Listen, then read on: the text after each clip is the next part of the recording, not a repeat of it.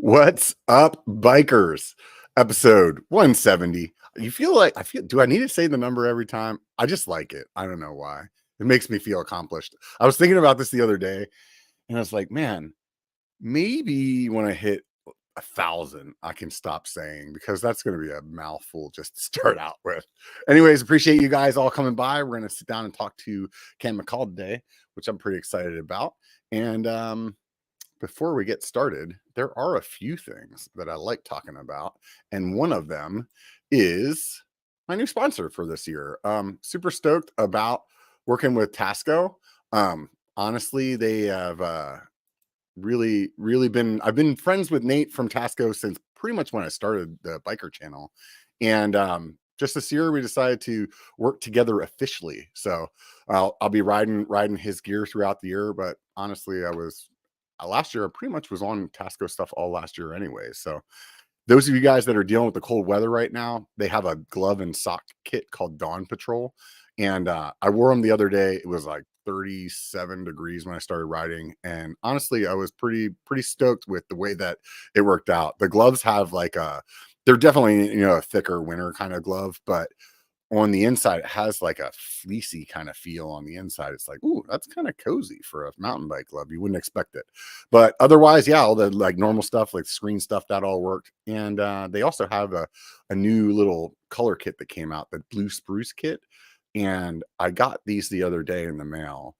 And I'll be honest, the colors look cool online, but they look even better in person. So if you're on the fence on it, definitely order it. It was definitely worth it. So aside from that, those of you guys that know from a couple of months ago, I did that Fazari video on the LaSalle Peak, and I honestly really truly fell in love with the bike. It was enough to get me to stop riding Santa Cruz bikes. So here we are and rolling into 2024, and I decided to work with Fazari for the whole year.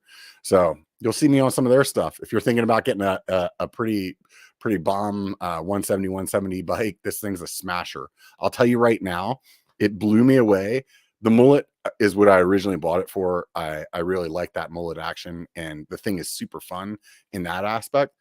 But I blew up one of my hubs, rear hub, and I had to put on 29ers. And dude, I hate to say it, but man, this thing's faster as a 29er. So if you're on the fence, you don't know which one you want, go over there, check out the LaSalle. And as every other company in the bike industry right now, they're definitely having all the sales. So anyways, let's go ahead and get started. Let's see. What's up, Cam? What up? How's it going, man? I'm doing well. It's pretty snowy. In your intro, you said something about for those of you who are in the cold right now. That's me Yeah. for sure. Yeah. We got like 8 inches of snow the other day. It was our first big dump, and we're supposed to get another Ugh. 8 to 12 tonight. So I was just like walking around outside, getting a little ice off the driveway before it gets, because I snow blowed like really lazily the other day. So I'm like, Yeah. I better get it good before it really dumps again tonight. You're in Bend, right? I'm in Bend, Oregon. Yeah, dude. It's so fun riding up there. What made you decide to go up there? My wife is from here, Uh-huh. and we relocated here because we decided this was the best spot to drop anchor, raise the kids. We Mm-hmm. moved in 2014, and that, as it turns out, was a pretty good time to move here. It was it has blown up since, Mm-hmm. so it was hard leaving where I grew up. I grew up in Aptos, which is in Santa Cruz County, and I never thought I'd leave there. But I had friends up here. I would come up here and visit. My wife's mom and stepdad live up here, so we'd come visit them. We'd always stop in on the way up to Whistler, and Mm-hmm. yeah, a couple like good little visits here had me thinking, you know what, maybe I can do this. And somehow this September will be 10 years. It went by Oh fast. wow. So Yeah.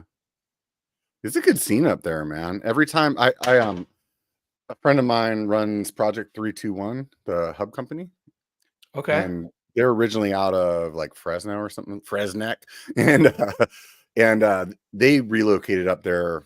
I don't know how many years it's been at this point, probably at least 5 or 6 years. And no, it has to be, yeah, that's probably about right. We'll call it that. And anyway, so I go up there all the time and ride with him up there, and it's really like the riders up there are really diverse. Like I noticed like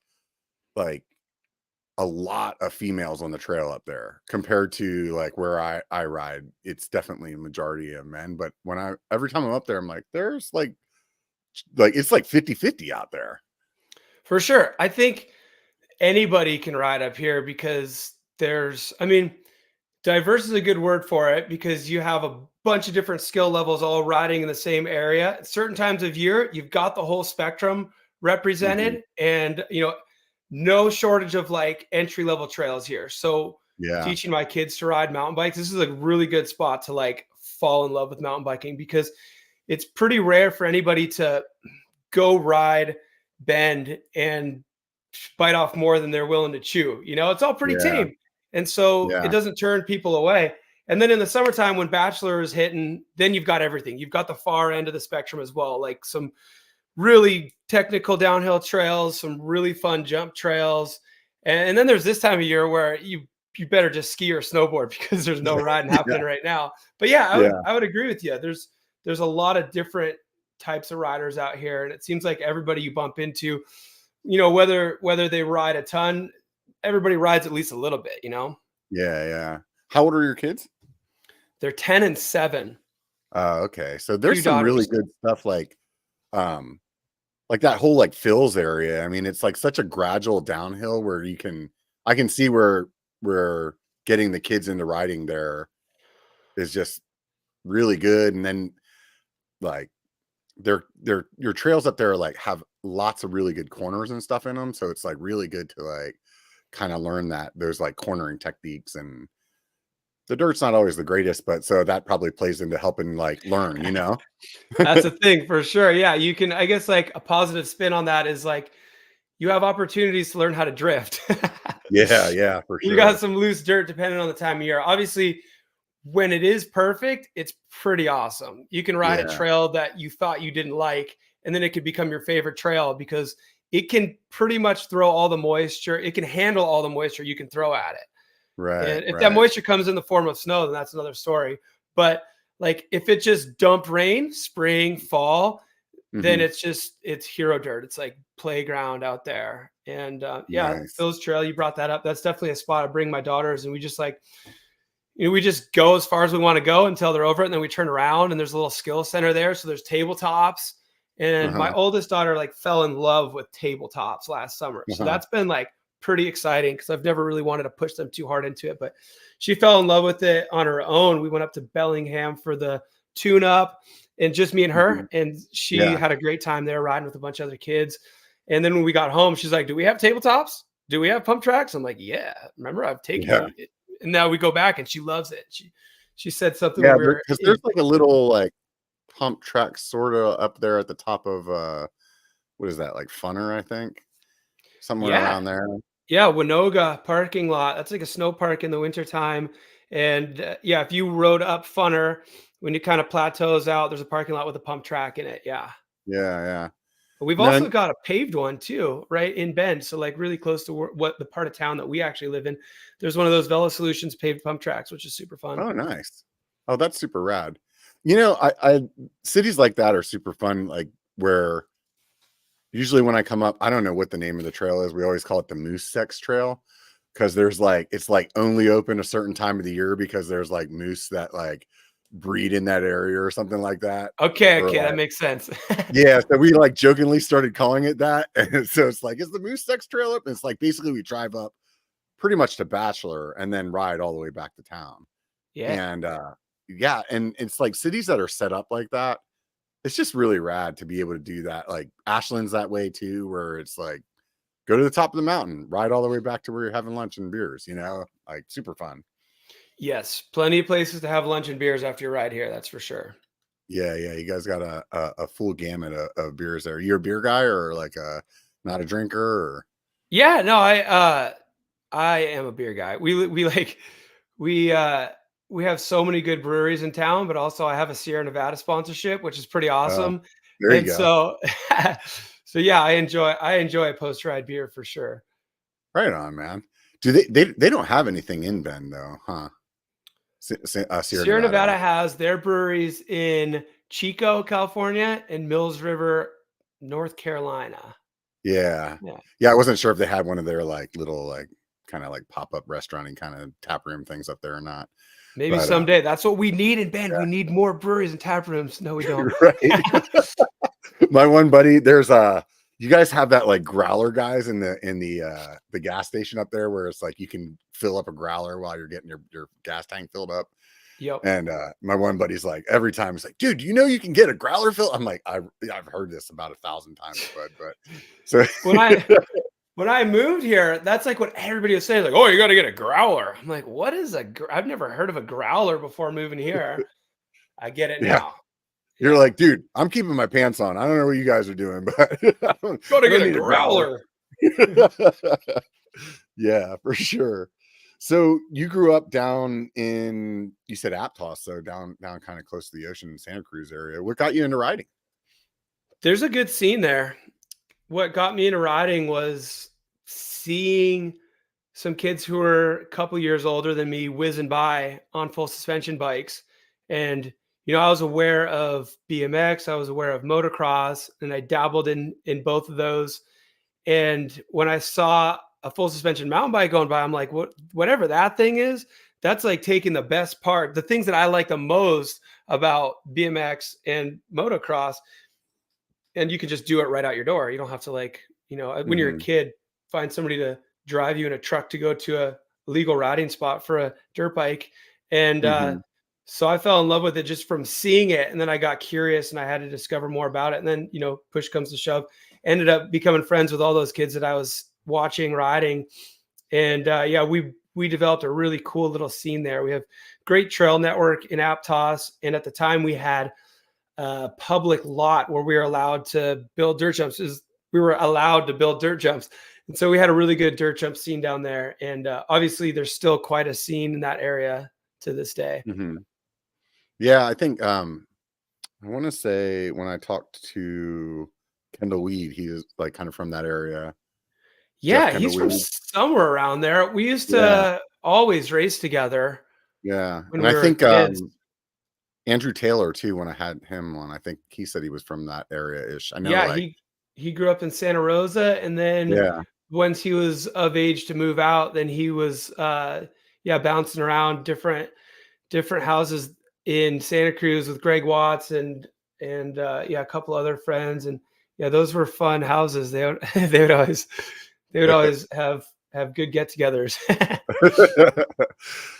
When you guys were like in that like stage, were you thinking that you guys were all gonna, make it somewhere someday, or were you just thinking we're just like having fun and no like real thoughts of trying to be pro, or like what was like the mindset at that time? Yeah, definitely just having fun, like getting home and being like, well, I could start my homework now, or I could ride until it's dark. Definitely didn't think that I would be whatever I am right now, 37, 1 month away from being, how did that happen? From being 38. It's January right now, isn't it? Yeah.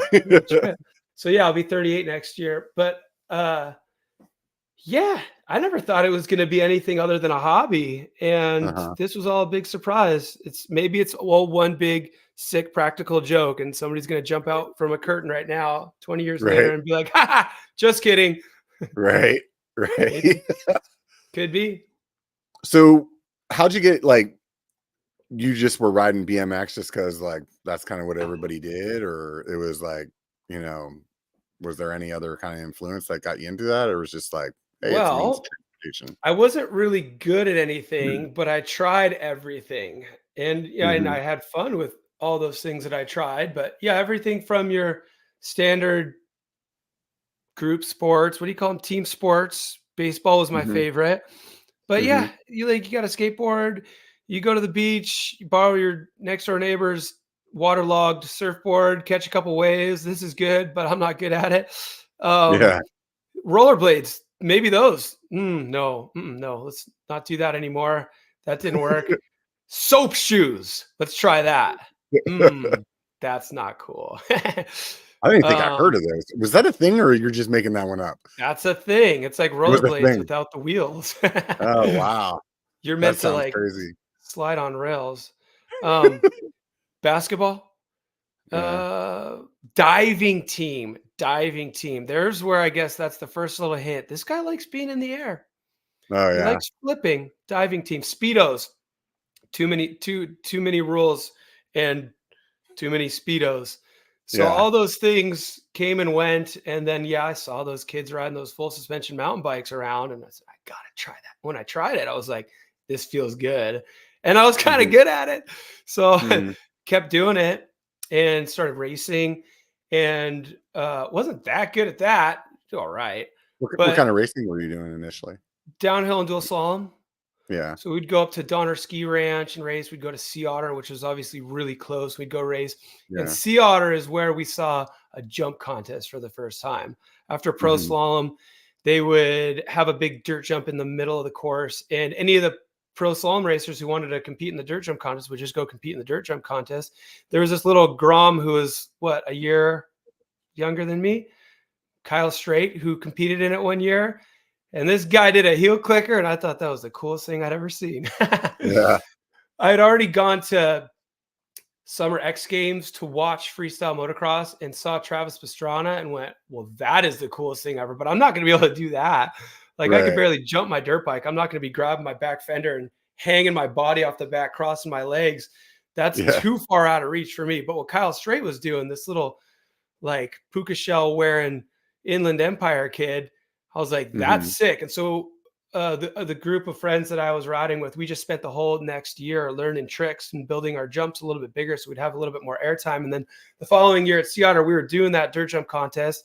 And then we'll just fast forward the next year, that same year, no, the next year is when people started experimenting with slopestyle competitions. The first experiment was the Red Bull Freeze Ride in Whitefish, Montana. They looked at ski and snowboard slopestyle and thought, this is pretty cool. Maybe mountain bikes could do this. And so they did a slope style for mountain bikes on snow, and that was kind of a proof of concept. And that was the precursor to people in Whistler deciding to build a slope style contest out of dirt, a slope style course out of dirt. And then the sport was born. So it was like really good timing. You know, I stumbled into this sport as the sport was evolving in the direction that I liked. And so it was Mhm. just great timing. Can you explain slope style to like people who don't know what it is? Yeah, so the way I always explain slope style is if you're familiar with ski and snowboard slope style, then it's easy. You go, oh, it's like that, but on bikes. But if you're not, there's a start and a finish. And between the start and the finish, there's a bunch of different obstacles. You do whatever you want from start to finish, and you're going to be judged on your tricks, your amplitude, your style, your execution, your overall impression. And the early days of slopestyle, there were a bunch of different line options, a bunch of different features on the course. And a big part of the strategy was deciding where you were going to go, what features played toward your strengths, and how you were going to decide to link them together with a group of tricks that hopefully complemented each other, not do the same trick the whole way down, and then hopefully end up on the podium. That's slope style. Slope style still exists. It's bigger than ever. It's a little bit different now. There's no real options on the course. It's pretty much one line. Everybody rides the same features, makes it a little bit easier to judge. And shit, it's like one of those sports where you're like, damn, this could be in the Olympics at some point. You know, who knows if Mhm. that's, could really happen. But I'm sure they never thought that the sports that are included in the Olympics now would ever be included in the Olympics. But it's Right. pretty much, it's like cut out for it. And it's pretty wild to look back at how it started and how big it is now. Yeah, yeah. Yeah. I'm sure at the time, did you feel like you were part of something that was like new that was going to be like forever, or was it just like this is what we're doing? I had like high hopes for it for sure. Like if Yeah. when you asked like, oh, when you first started riding, did you think this was going to be anything other than a hobby? My answer was no, definitely not. But when slopestyle started, if you're asking, did I ever think it was going to turn anything? I was like obsessed with it turning into something. Like Yeah.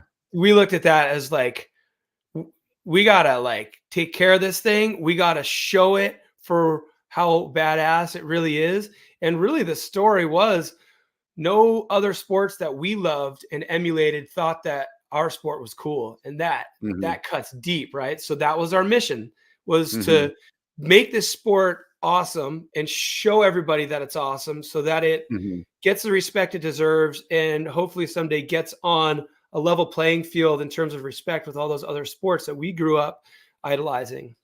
Yeah. Do you feel like it's there now? Yeah, there's a lot of cool things that happen these days where you look at the scenario and go, this is pretty rad. I never would have thought this would have happened. A lot of, you know, influential athletes from those other sports love to ride mountain bikes. And Hmm. that right there is just so killer. And you know, a lot of them are the ones who back in the day were vocal about this sport is lame and now they love Hmm. it. And so it's like, all right, cool, better late than never. Like you like it now. The bikes got better Yeah. too, so that's a big part of it. A lot of other sports looked at the bikes that we were riding back then and viewed them as shopping carts, and they're like, "Well, that is not cool because those bikes are going to break and they look funny." And yeah, maybe the gear we were wearing looked funny. Well, early mountain biking, the gear everybody was wearing looked funny.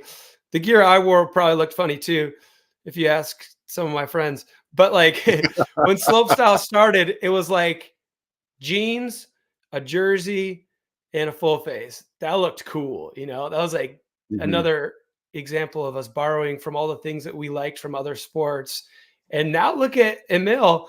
He's standing on like, what is he like? I'm not studied up because we don't have a Crankworks for another 2 months, but what is it like 13 Crankworks slopestyle wins? I think is what he's sitting on right now. And jeans, a jersey, and a full face helmet, you know, like it's kind of cool to Yeah. see that you know, that if our That sport looks vibe's still cool. there. Our sport looks Yeah. cool, and that dude and all the other guys like Fedco and, you know, Janon and, all the guys who have been in the sport for a long time, they're all really, really respected by a lot of the BMX and moto riders, you know, and that's cool. Hmm. What about mountain biking itself? Do you feel like it's really come a long way, or like as far as like being more mainstream, or you still feel like there's like room for it to grow more? That's a funny conversation right now, isn't it? Because you ask that Yeah. 4 years ago and you're like, "We're gonna live forever."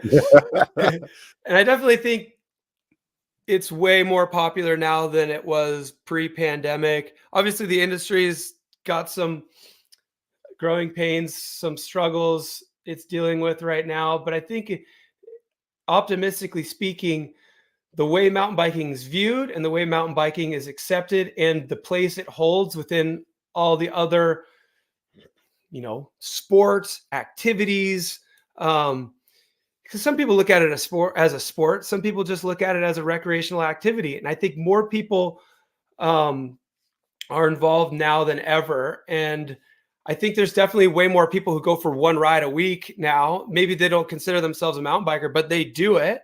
And Yeah. that's a great thing, you know. The industry will have to just like uh, run recovery mode for a little bit, but hopefully once things normalize a little bit, what we're left with is more mountain bikers because I think we have more mountain bikers right now than we've ever had, which is awesome. Yeah. I think one of the indicators to me is like when you watch TV and there's like a commercial for trucks or cars, there's almost always a clip of somebody mountain biking, like For them sure. carrying bikes. Like before, maybe it was just like, oh, there's these guys working, or there's this like cattle rancher guy, or and then it'd be like, oh, look, they have surfboards on their car. And now it's like, oh, the surfboard guys are there, and then there's the mountain bikers too. And if they're starting to put that in there, it's like, hey, this is really getting to be like a demographic that's really part of that we need to touch with. You know what I mean? For sure. It's a bunch of suits sitting around a table crunching numbers. What are the cool people into? All right, well, the people who are into it, do they think it's cool? All right, yeah, we'll throw a half-second clip of a mountain bike in there. All right, let's do this. Like you're there at least. That's cool. You know, Yeah, back in yeah, yeah, the for sure. back in the day, we wouldn't have been included in any of that. So I would say that's a good sign. I would agree with you on that. Right on, man. What do you whenever I have gotten better at riding throughout the years, and I'm definitely like not anywhere even near where you are, but as I've gotten better, I've noticed that some trails that I used to think were the sickest, most intense, fun trails, like they change and they're not quite as fun anymore, or maybe it's fun in a different way. So when you go from like riding trail bikes to the stuff that you do, like, what kind of enjoyment do you get out of riding mountain bikes on more of a like air quote kind of like normal ride? I think you gotta love throwing a leg over your bike, whether you're gonna go hit the biggest jump you've ever hit or you're going to hit the most boring trail you've ever ridden. Hmm. That's a huge goal for me for sure. And that's kind of a cool question the way you phrase it is like, yeah, there are times where you like, whether it's putting too much pressure on yourself to like try to progress or whatever, or just like, oh gosh, you have to get to a certain level to like wake yourself up and be like, oh, that was fun. And so Yeah, I just want to love mountain biking for mountain biking. And so like I'll just try to check myself if I'm riding something and I can feel myself starting to be like, oh, this trail is kind of lame. Just be like, well, it's better than no trail. Think about all the times yeah, you've been hurt. Wouldn't you love to just go on any trail? Like yeah, you spoiled asshole, you just have fun on this trail. And so yeah, that's a thing that I try that I pursue that, I want to like you're nobody is like nobody has ridden so much that mountain biking can't be fun at lower levels. If that's the yeah. case, well, you're in the wrong frame of mind. Go inside on that corner and try to throw a little ruse. Like ride it with somebody else and see it through their eyes. That works. Hmm. Riding with my kids is insane. I'll like be hooting and hollering riding like a bike length tabletop. If I'm riding it with them, it's like the most exhilarating thing ever. It doesn't have to be your Hmm. kids. It can just be anybody that you're riding with. To see them progress can remind you of what it feels like to progress as well. Yeah, yeah, totally. And I think there's so many things like that that people kind of lose sight of as well. Like I'm a big advocate for night riding because it'll take the trails that you've ridden a million times, and all of a sudden it feels like a totally new place. That's And cool. you ever do any night rides? No, No, you should try it. no, Honestly, should try it. Should I try think it. there's a couple of things I like about it is like what I just said is so it kind of like revives places where you kind of get in a grind where you maybe ride a lot of the same trails a lot and it's like where every rock is, you know what I mean? Like where every like what line you're taking every time Yeah.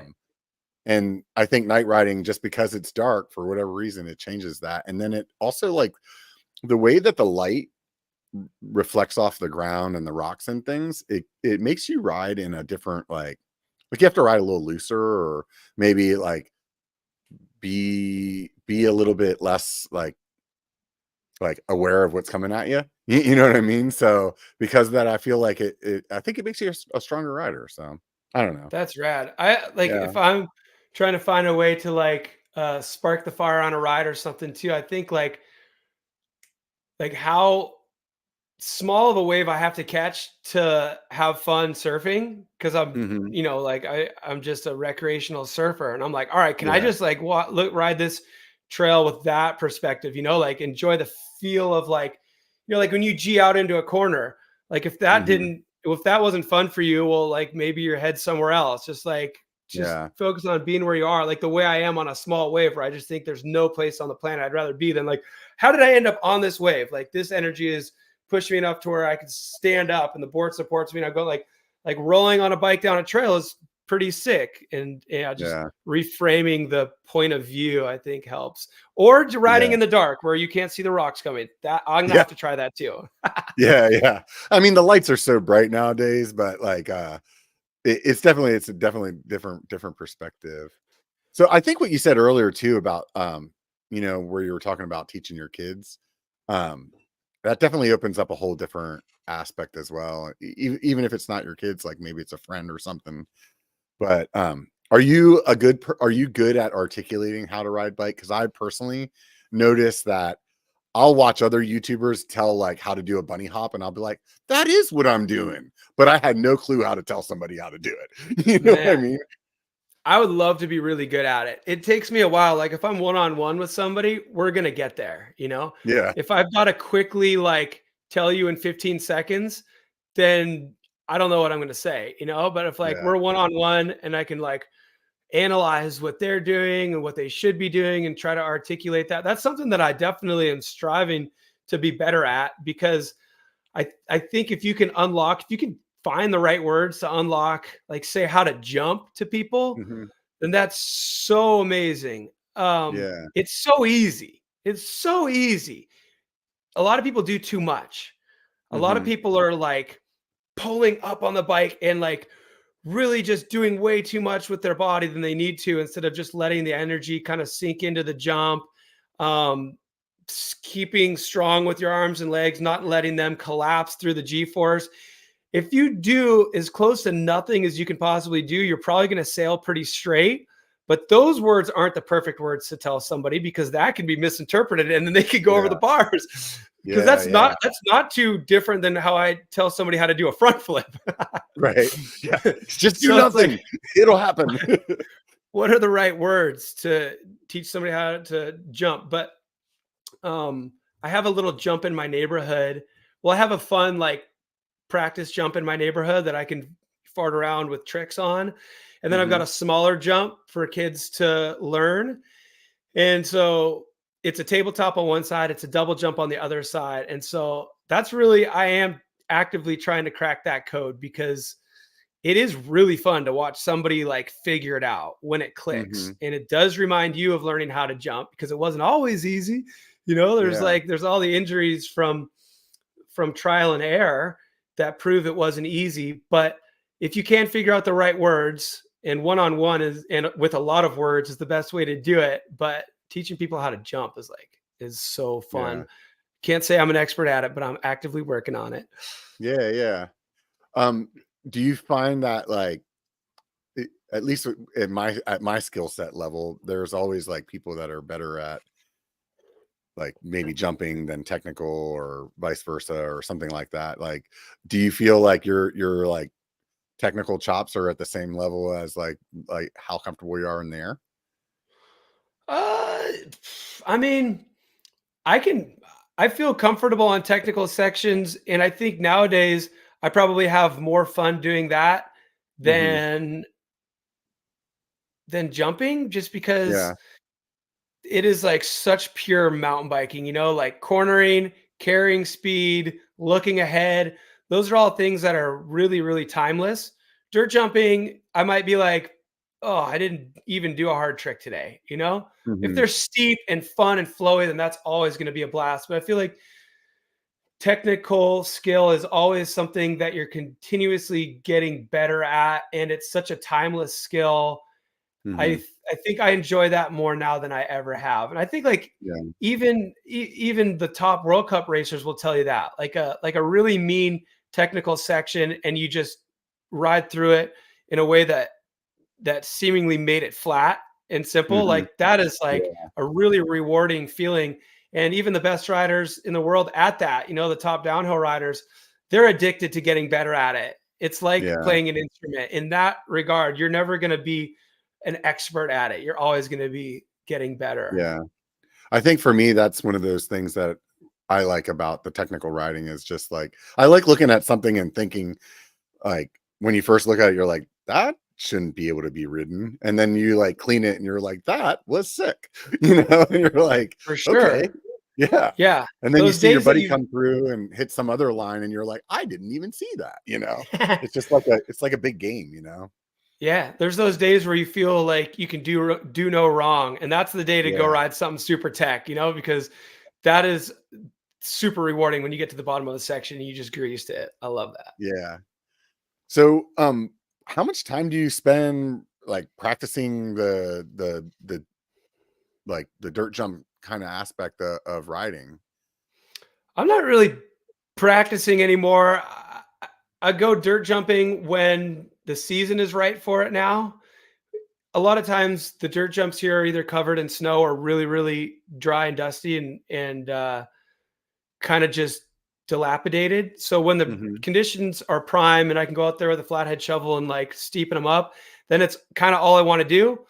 Hmm. That Because brings back that like time in your life of being back at Aptos, kind of like makes you feel yeah, good that way. yeah, we've got these jumps here in Bend, this part called the layer.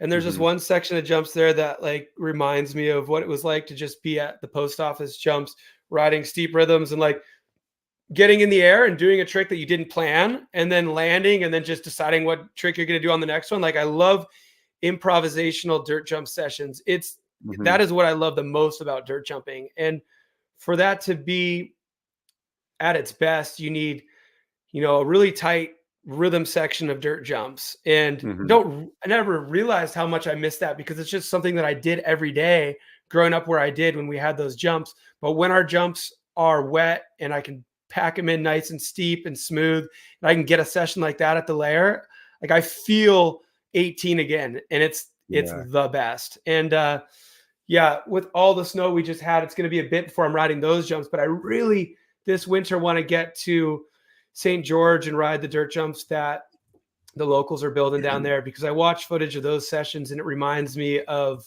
our post office days. And you know, that's where you go to bring your downhill bike and ride Virgin. But I am so into those jumps that I've been watching that I'm considering just going there with just a jump bike and just Yeah. like going for a dirt jump trip. That's something that's on the hit list for this winter. If somebody is like aspiring to like get to the level that you're at now, would you like, you would say that like dirt jumps is kind of like the gateway to get into the slope style stuff, and like it's really important to build your skills there, or how do you like look at it that way? For slopestyle, yeah, now more than ever. I feel like in the early days of slopestyle, you had to have a decent foundation of tricks, but then you had to have the versatility to be able to apply those. So a bunch of less than ideal jumps and different types of trickable features. Hmm. Nowadays, the courses are optimized for dirt jump tricks. And don't get me wrong, like the drops are real deal drops, you know, Yeah. and the cannon logs are real deal cannon logs. And for riders who spend time at the dirt jumps or at the indoor skate parks during the winter to just show up and ride the Rotorua slopestyle course like it's a skate park when those features are so gigantic, it's so impressive. Those riders somehow these days have the ability to train on really small features and then click and drag their tricks and adapt them to the big slopestyle courses, which is amazing. But I think back in the day, you had to be dirt jumping, you had to be riding downhill, you had to be, you know, out in natural terrain, hitting like quirky features so that your tricks were so locked you can do them on messed up stuff. Hmm. And nowadays, I think you can Yeah. hang out at the dirt jumps and at the foam pits and at the airbags, and ideally for those riders, if they also have drops into airbags, which a lot of them do, then I mean the tricks that they do now are things that nobody thought would be possible back when I Hmm. was competing. It's absolutely amazing. It's a different sport. Do you think? What do you think causes that? Just people seeing like you guys push the limit and they want to push past that, or do you think it has to do with bike tech, or like? Yeah, it definitely doesn't have to do with bike tech. I think it's just the kids who ride slopestyle on the Crankworks World Tour now are like pretty young. And so when they were really young and they were watching videos, what was established as their base level of normal was 30 times what the base level of normal was for the previous generation. So they go like, oh, you have to have backflip bar spins, double tail whips, and you know, flip whips off step downs. Okay, well, I better get to work. So they got to work, they learned all that stuff, and then they get curious and start inventing stuff. And Mhm.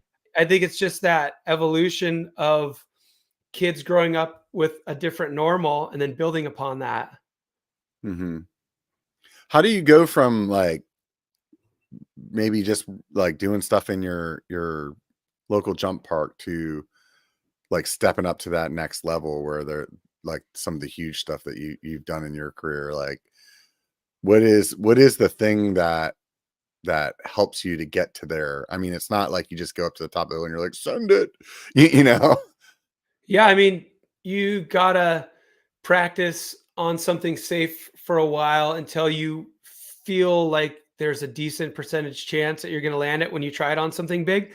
But it is kind of like that. It is kind of like send it. At some point, you have to send it.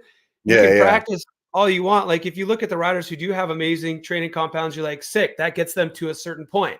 That gets them to the physical point. And then from Mhm. there, it's mental. You Mhm. have to pull the trigger and just go for it at some point. Yeah, yeah. And then there's those times when you get injured, like that's, That never happens though. right.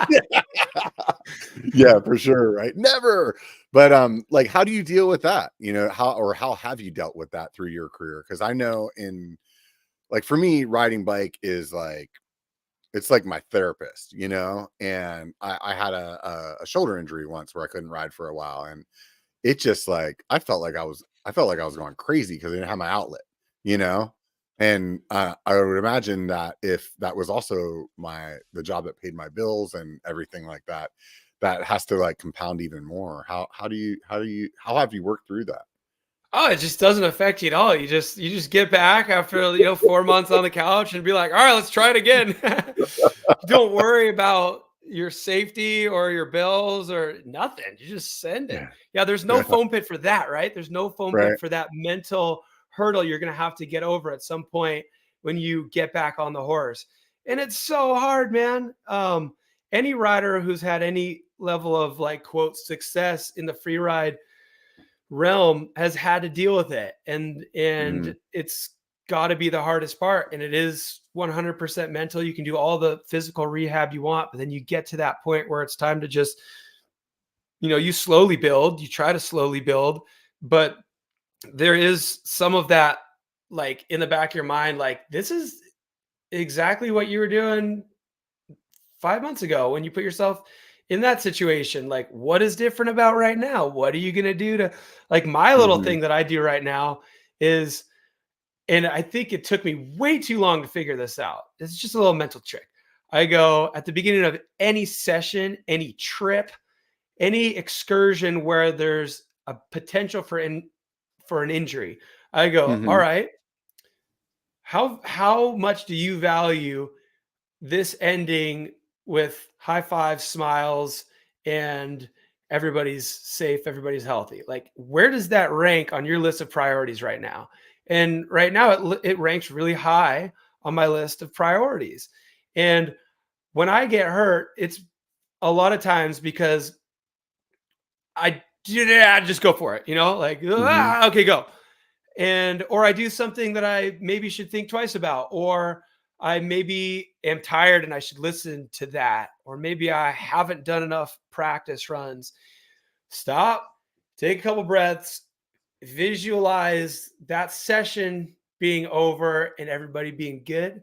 Visualize that trip being over, going to the airport and being good, not being in a hospital. I try to prioritize that. That's my method Mhm. right now. I'm not saying it's foolproof, but I just Yeah. think having a little extra mental energy placed on that being a goal is valuable.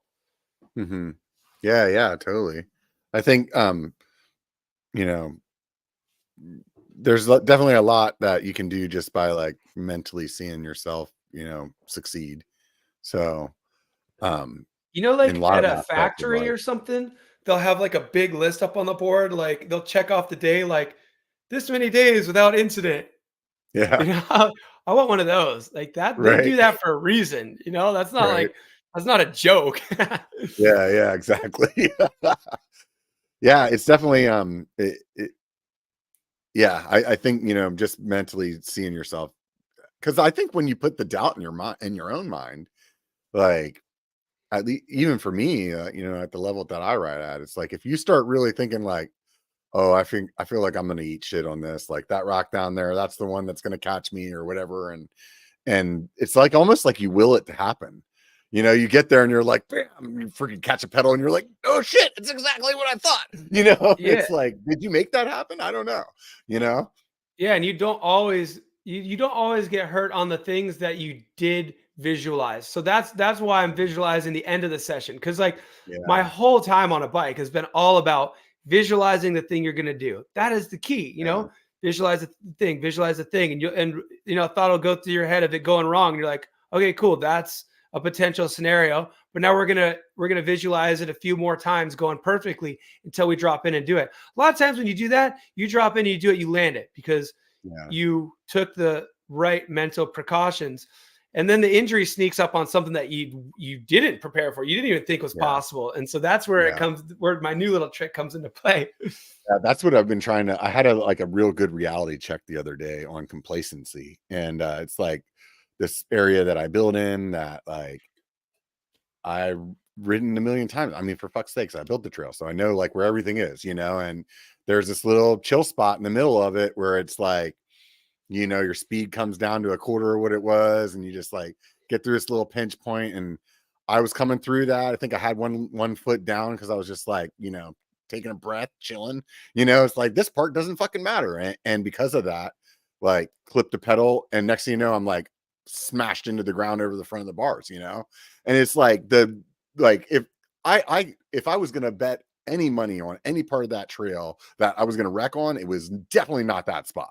You know what I mean? Like, and I think when I got up, I was like, it just felt like a really good learning moment for me to like remember that complacency really is the one thing that always like it'll always get you, man. Like every time. I'm sure you probably have an injury or an accident that you can think of where, you know, you were just like, oh yeah, I do this freaking monster jump all the time. This is no big deal. And then all of a sudden you're like, oh shit, I didn't think about that.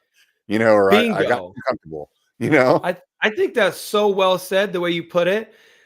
It's mountain biking is dangerous. And Yeah. it does kind of circle back to the beginning of this conversation where you're asking about riding like a mellow trail. Is it boring considering all the things you've ever done? And that's where complacency will get you right there. Like, wait a Mhm. minute. So we're gonna tell ourselves a story that mountain biking on this trail is dangerous for everybody but us right now. But you know, like, oh, Yeah. because you've done this and that. No, no, no. Mountain biking is gnarly no matter what trail you're on. There's things that can happen. And that's why we love it. It gets us into that hyper focused mode where everything is in the moment. And the reason why you're able to get your brain into that that realm is because you know if you daydream or you lose focus is when your pedal catches on that rock, like you're saying. And Yeah. it is exciting. We are like sick little freaks where we do like to like risk our own safety in pursuit of like, you know, gambling and having fun. It is a gamble anytime you go down a trail, but we do it because we love that reward of finishing and like sharing that experience with your friends or accomplishing something that you hadn't done before. And at the end of the day, it is always worth it. And as soon as it's not, then you're not going to be doing it. But I think part of us does kind of love the little bit of fear we have about what could potentially happen and just be like, all right, let's go. Yeah. I mean, I think that's part of like um people that enjoy mountain biking regardless of the skill set, like and where they're at in their like their level of how they ride. I think that everybody that's into mountain biking, they all have some level of the screw being loose and enjoying like that danger aspect. You know, Yeah. it's like otherwise you'd be a road biker, right? You know what I mean? Road like bikes are scary though, man. You got to worry about those cars. I rode gravel for the first time the other day, and I was like, all right, I can get down to this because there's there's no cars on this road. You know what I mean? yeah. Yeah, Like I that, always like say I'm less afraid of like bears and mountain lions than I am of like a teenager or at this point an adult with a cell phone. You know, yeah. like on the road, it's like, dude, I don't really feel like I'd like to be run over by a car. That doesn't seem like a good idea. And the likelihood of that versus like a bear eating me, I feel like way more chance I'm gonna get hit by a car. You know? I would agree with you on that. Also, like people getting into mountain biking now, it is less dangerous than it was before because the bikes are that much better. You know, Yeah. long stems, steep head angles, like loops connecting your feet to your pedals. Like Yeah. that is a suicide mission, man. And I think that's How old are you? I will be 38 next month. I am Oh yeah, that's 37. right. Okay. Okay, so yeah, so you were riding that stuff back in like the late 90s then that was kind of janky then. Yeah, for sure. Well, I mean, like I have all but dedicated my life to this silly sport of mountain biking at this point, you know, but there was a Yeah. time when I was a young kid with a BMX bike looking at my neighbor up the street with his mountain bike being like, "Ugh, what is Yeah. that?" You know, and like Yeah. the mountain bikes going by, everybody was wearing spandex and I'm like, "Ugh." And like they're all leaned over. It's like, "Well, how are you going to get rat on that?" You know? Yeah. And so like that's something that's changed. It's changed because it has made it safer and it's made it, you know, just look more fun. Yeah. And I think like probably, you know, you have to go like we're talking about the danger of mountain biking at any level.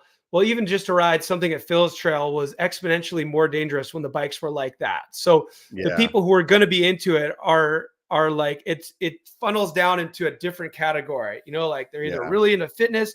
Like when I first got into mountain biking, it was like, all right, it's either um like spandex geeks or dirt bags. Those were the stereotypes that you fall into, you know? And it's like, well, as free Yeah. riders, you guys, we were dirt bags. But now in the middle, it's just like normal people who, you know, there isn't another phrase quite like the one that goes, oh yeah, it's just like riding a bike. You know, like people don't say that about other things. You know, like, oh, it's just like eating Right. an ice cream cone. Like they Yeah. say it because everybody, that's a rite of passage that everybody gets excited about at some point in their life when they learn how to ride a bike without the training wheels on. So it's like a Yeah. human rite of passage. It's part of our culture around the world now. And now the fact that bikes are good enough to where everybody can hop on them and do something really exhilarating on it with less risk because the bikes are more capable. That's the Yeah. best thing. Yeah. Yeah. And I mean, depending on your stance, I mean, like with the e-bikes, then it's like even more like it's opening even it for even more people, you know? Oh yeah. Yeah, I have 2 e-bikes. I love e-bikes. The only time I ever like have anything bad to say about e-bikes is when I love my current trail bike so much that I just don't want to go on an e-bike ride because I've got Yeah. this like really good trail bike that I would rather go ride. And I think Yeah. e-bikes are slowly getting there as well. Where like I'm a big fan of the light assist e-bikes where they feel a little bit more like the mountain bike experience. So I'm a fan of Hmm. them myself for riding them. Still, most of the time, I'd rather just go ride my regular trail bike, but I'm an even bigger fan of them for getting people on bikes. My dad has always been into motorcycles and water skiing. Those are his 2 favorite hobbies. He still does both of them to this day. And he's 70. And a few years ago, my brother and I split an e-bike for him, and he rides mountain bikes now more than he rides motorcycles and more than he water skis. And that right there is enough. Like, even if I didn't like the feel of e-bikes, I would be like, well, they got my dad on a mountain bike. So like they're all good in my book. And you know, That's everybody you talk awesome. to has a story like that from a family or family member or a friend. Yeah, I think it's interesting, whenever they first came out to watch mountain bikers who have like spent so much time being like, "Hey, include us in your trails." Then like a new version of mountain bikers come out and they're like, "No, you can't be here." It's kind of weird. Yeah. For sure. I think it's gonna level out at some point. You know, the line is getting blurrier and blurrier by the minute on what actually is an e-bike. How do you even police it? How do you police it? You go around and you'd be like, excuse me, come over here. Let me Yeah. analyze your bike. You know, like at some point, the old verbiage in the rule books is going to get updated because these things didn't exist when a lot of those rules were written. Yeah. And they don't tear up the trails more than regular bikes. I think we're good. I think it's just going to take a little Yeah. time.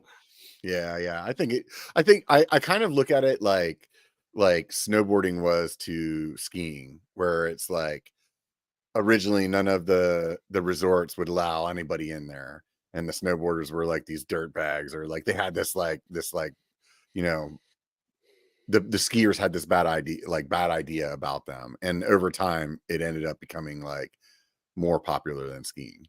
And I think that's probably what's going to happen with mountain biking, whether or not like us like older analog riders are like, dude, it'll never die, like I think it's just going to be like that's going to be the thing. That's kind of like even in like the slope style, let's just say, like where it's like, oh, you can get more speed, you can do more to get like, maybe this thing's not as nimble right now, but they're going to get there. They're going to get there where they weigh just as much as like the bikes that we're riding that are analog now.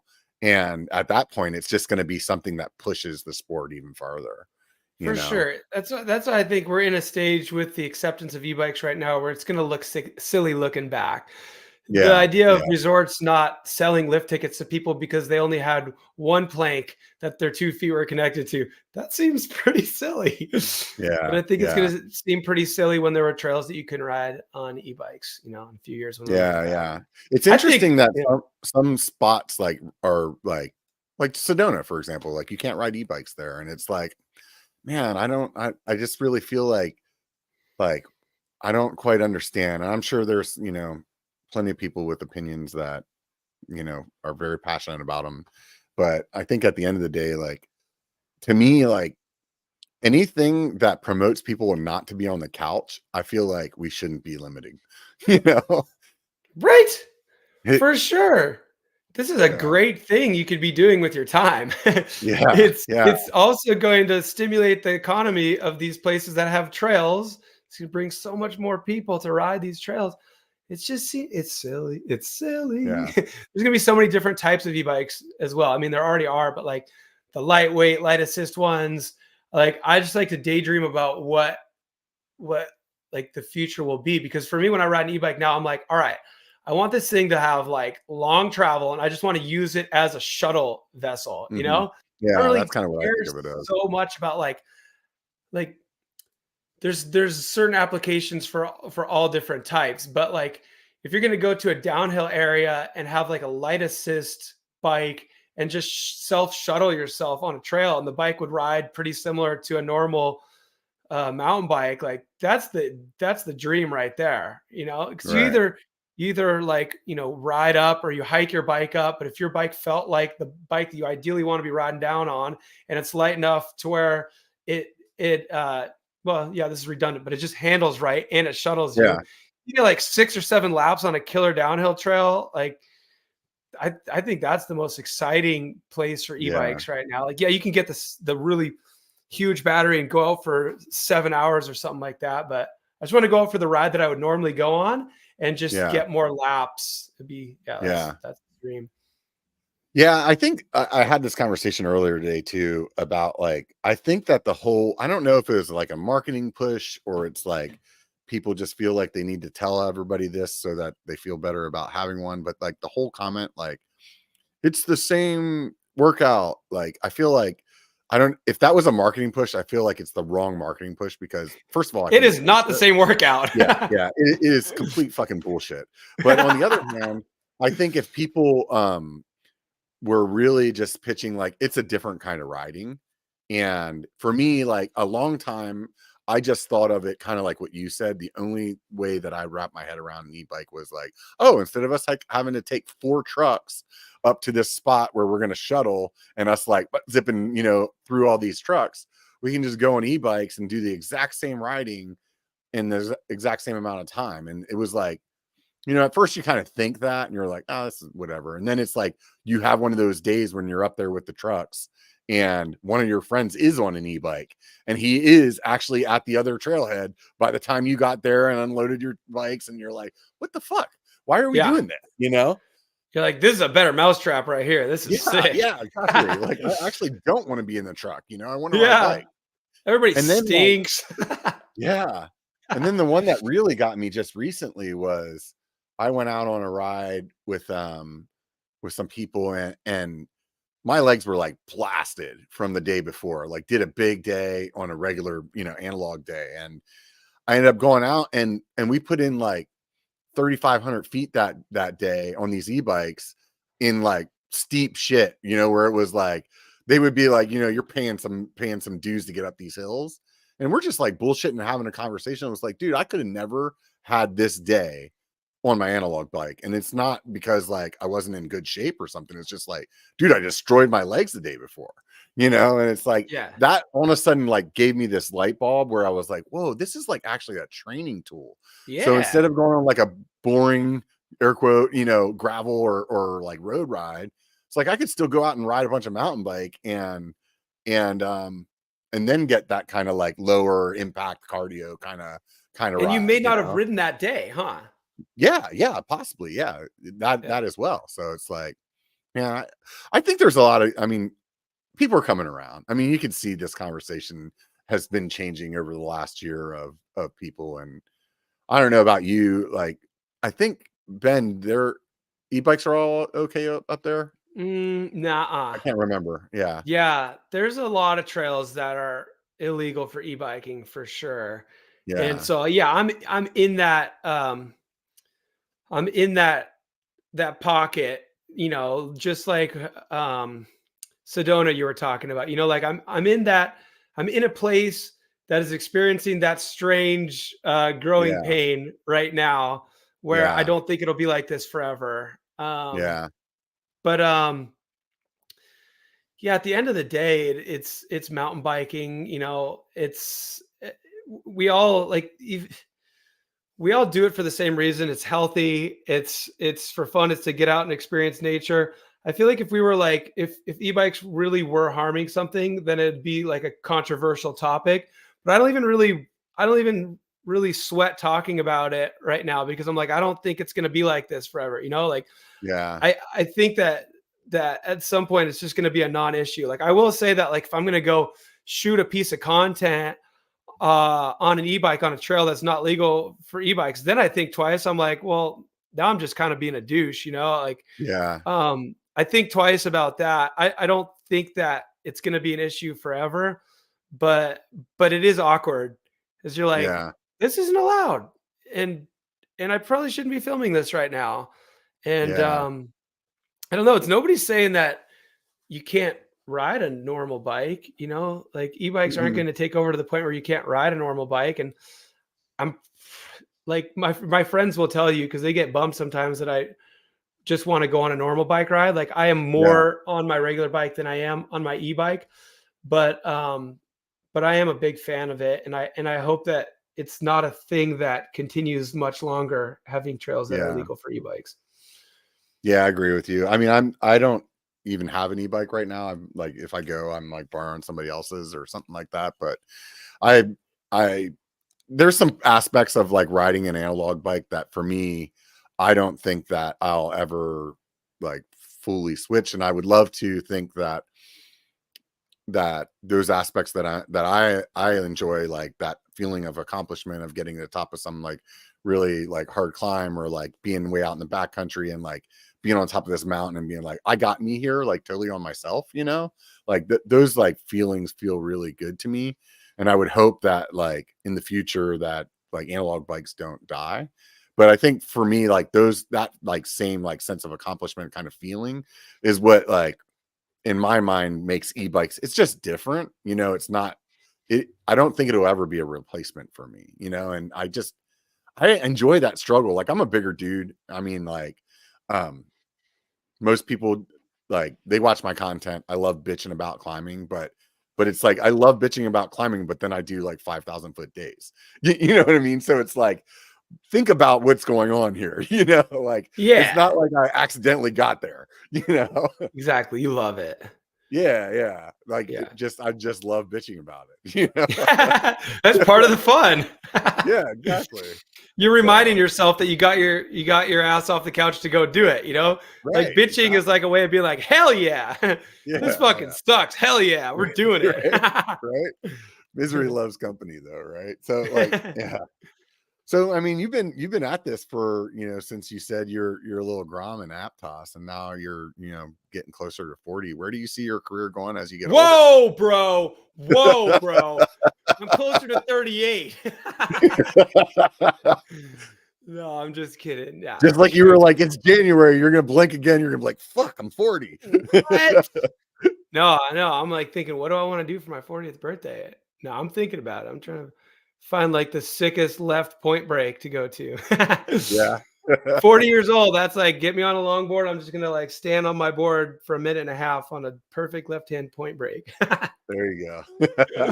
Sorry, That's you the had a goal. question. I interrupted you. No, no, it's all right. I was just like, where do you like see like your career going? Do you see yourself doing more stuff like what you did with Pink Bike on like the Pink Bike Academy, or do you see yourself getting into like, you know, training kids or working with youth, or like just keep freaking smashing huge jumps until you like Travis Pastrana your whole body? Yeah, that's a great question, isn't it? I'm like one day at a time, but I'm Yeah. definitely enjoying doing YouTube. I'm exploring the idea of hosting like riding vacations Hmm. and traveling with people to share mountain biking. That seems like it could be really fun. I'm still enjoying hosting live broadcasts. Um, I love those opportunities when they pop up. You mentioned Pink Bike Academy. That was really fun. Yeah. We had a blast with that. It was such a challenge because there was a lot of yeah, there's like a lot of memorization involved and stuff like that. And some of those scenes, the director was like, "Listen, we need authentic reactions out of these contestants. So there's no like cut. Let's do this over again." So I would be pacing, like ask any of the people on the crew who are all really awesome. There's like a really good crew. I would just like be pacing, memorizing like the way this is gonna go and that's gonna go. And they'd be like, "You ready?" I'm like, "Yeah, I'll be ready," you know? And so like, I don't know, I love challenges like that. Like I think broadcasting is a challenge because it's live and it's a performance. And I love the pressure of that. And I love that like red light is on, time to do it type of feeling. Yeah, yeah. And I that, thought you did that a really great job, honestly. Like I'm not a person that really follows racing that much, so I didn't really know who you were much as a person other than like, oh, I've heard that name a bunch of times, you know. And seeing you on the show, like I thought it was really like you did a good job, man. So Thanks, man. Yeah, I embraced the challenge like with open arms, and I was like really happy with the experience. Like we had a really good time. And I think mhm. Amanda told you when you had her on that it was filmed in a really tight window as well, Yeah, which she was said it was something, like really like a week or two or something like yeah, that. You guys were there and that was it. which was something that was really challenging for the contestants, but also really challenging for just anybody involved, no matter what their role. You know, production was grinding, mechanics were grinding, contestants, the hosts, we're all like the judges, we're all just pretty much like pinned. We weren't getting that much sleep because sometimes we would start at sunrise and we'd end at like 10 p.m. and then, you know, a little bit of sleep. And Katie and I, the who I was co-hosting with, we'd be given a script and then we'd readjust them, make them feel more natural for us to interact and stuff. So when we had a little break, we'd be sitting down with our laptops and scripting and stuff like that, what we were going to say. That was kind of fun. I was hopping on an airplane, whatever it was, last week, I guess. And I saw the little on your community post that you had Amanda on there. So then I popped in and Uh-huh. said, "Well, it was up." That was cool. You put it on the screen there. But Yeah. yeah, it was cool to hear what she had to say about her experience on it, and I had a blast doing it. And yeah, to answer your question, any more stuff like that, I love the challenge. I love hosting things, and so yeah, I'll be doing more of that as they come around for sure. Yeah. Right on, man. You mentioned doing YouTube, and that's actually what caused me to reach out to you was I bumped into that video of I guess we're a band now. And I thought it was really cool. I actually wrote this in the show notes because when you watch like people know you, let's just say like the public knows you as this mountain biker, you know, and this like, you know, this person whose like career really shines of who they are, but there's like so much more of a person behind that. And like it's like, hey, you're a musician, like you play guitar pretty good, and you guys like decide to like make this band and like make some music, and it just really showed a side of you that like I'm sure that most of the world like has no idea of who that is, you know. I think everybody has those things that are under the surface that make them who they are. You know, Mhm. I was on a trip with a close friend the other day, and we were just like watching this local guy from afar, and we're like, I want to watch a documentary on that guy. Like that guy's interesting. And we were like Mhm. talking about, you know, like that would be fun to do a documentary series where you just like start learning about somebody, and if they're interesting, then you pursue it and finish it. And if they're not, then you're like, my buddy was like, no, everybody is interested. Everybody has a story. There's more Yeah. under the surface with anybody that you could walk by on the street. And so that's cool that that was the impression you got from that video because I don't know, with mountain biking, we talk about the same things so much, and there's like Mhm. so many other things going on, and nobody only thinks about mountain biking all day. You know, everybody has Yeah, yeah. other interests, and we all live on a finite timeline. So I feel like it's super important to do the things that you tell yourself you have to do someday. And I've found myself telling myself, that sounds weird, my whole life, that like someday I'm gonna make music, I'm gonna be in a band. That looks like the most fun thing in the world. I got to know what that feels like, you know. And Mhm. and so yeah, we just made that video and we like did that project, and it was just because we wanted to, and just because we wanted to experience it and see what it felt like. And it was a blast. Like being like, I guess I was just talking about how I like those hosting gigs because they're challenging and you have to memorize things and you have to do it in front of people and there's pressure on. Mhm. And that's why I like live broadcasts as well. And that's kind of where I'm at with music as well. It's like that activity of learning songs with your friends is enjoyable on its own, even if you don't go and Yeah. perform them in front of people. But when you do go perform them in front of people, it reminds me of when I used to ride contests. It reminds me of when, a, an important live broadcast is about to start, like Red Bull Rampage. It's that feeling of like, all right, I am where I want to be. This matters. I'm excited.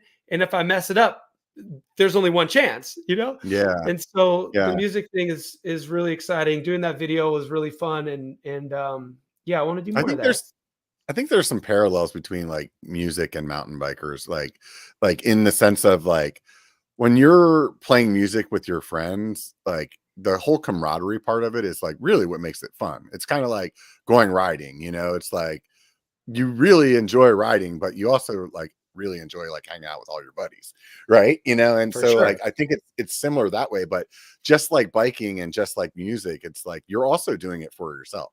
Like you're learning how to play, put all that time into getting good at the guitar so that you can do that because you enjoy that for you. Same as like riding, like going out and putting in big climbing days so you can be stronger on your bike, like, or whatever it is. So I think it's a similar, they're very, very similar. So similar. Yeah. Yeah, Like yeah, yeah, you get it. You're hitting the nail on the head. It's all those things, You can go for a ride by yourself and have fun. It's going to be more fun if it's a group ride. You're riding with friends, yeah, You can yeah, sit in your yeah, room and play guitar by yourself, and it's going to be fun.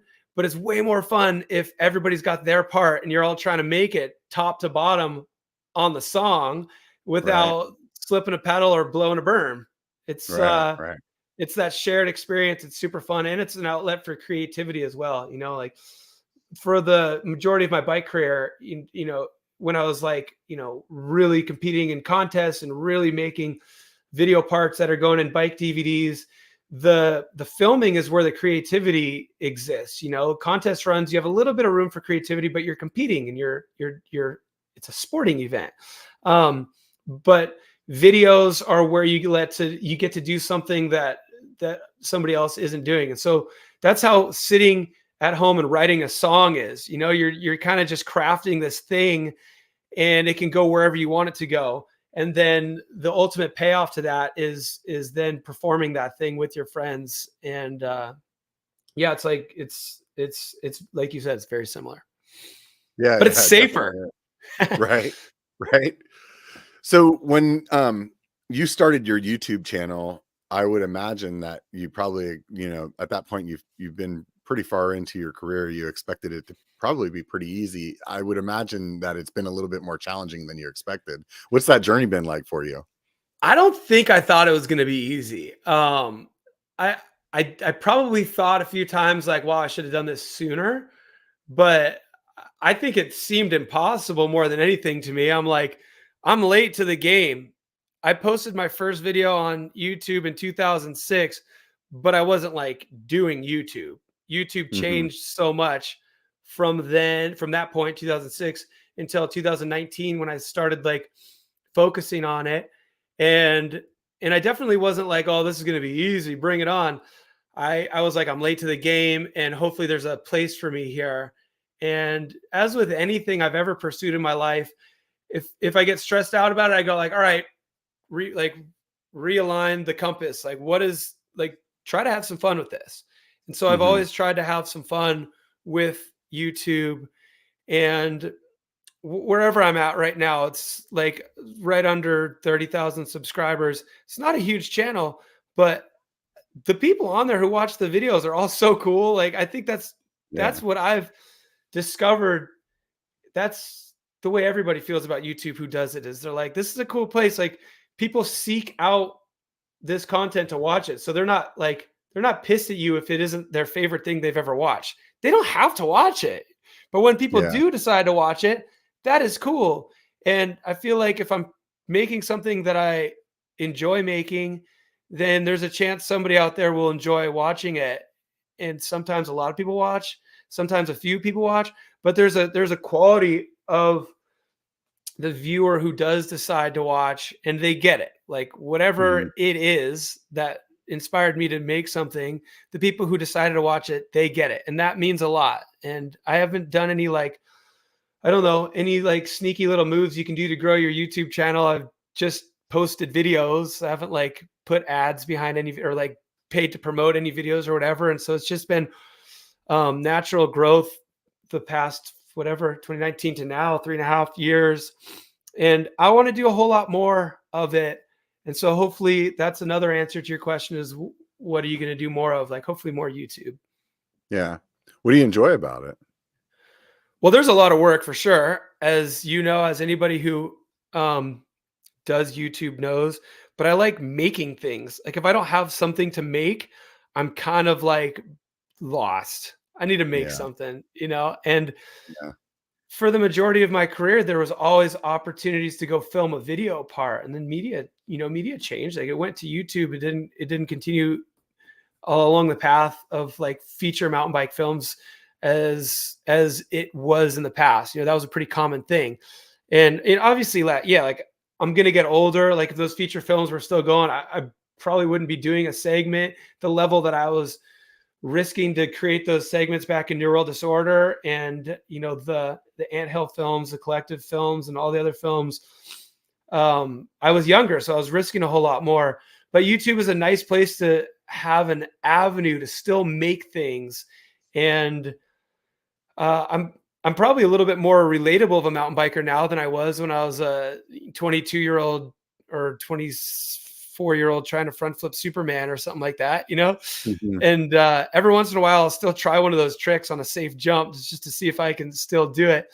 But you can make content on YouTube without risking a hospital visit every single time. I still end up in the hospital sometimes, but but I like making things. You get deep in the editing cave and you're like, but then once you finish and you watch it through, you're like, all right, that was worth it. That was fun. And Yeah.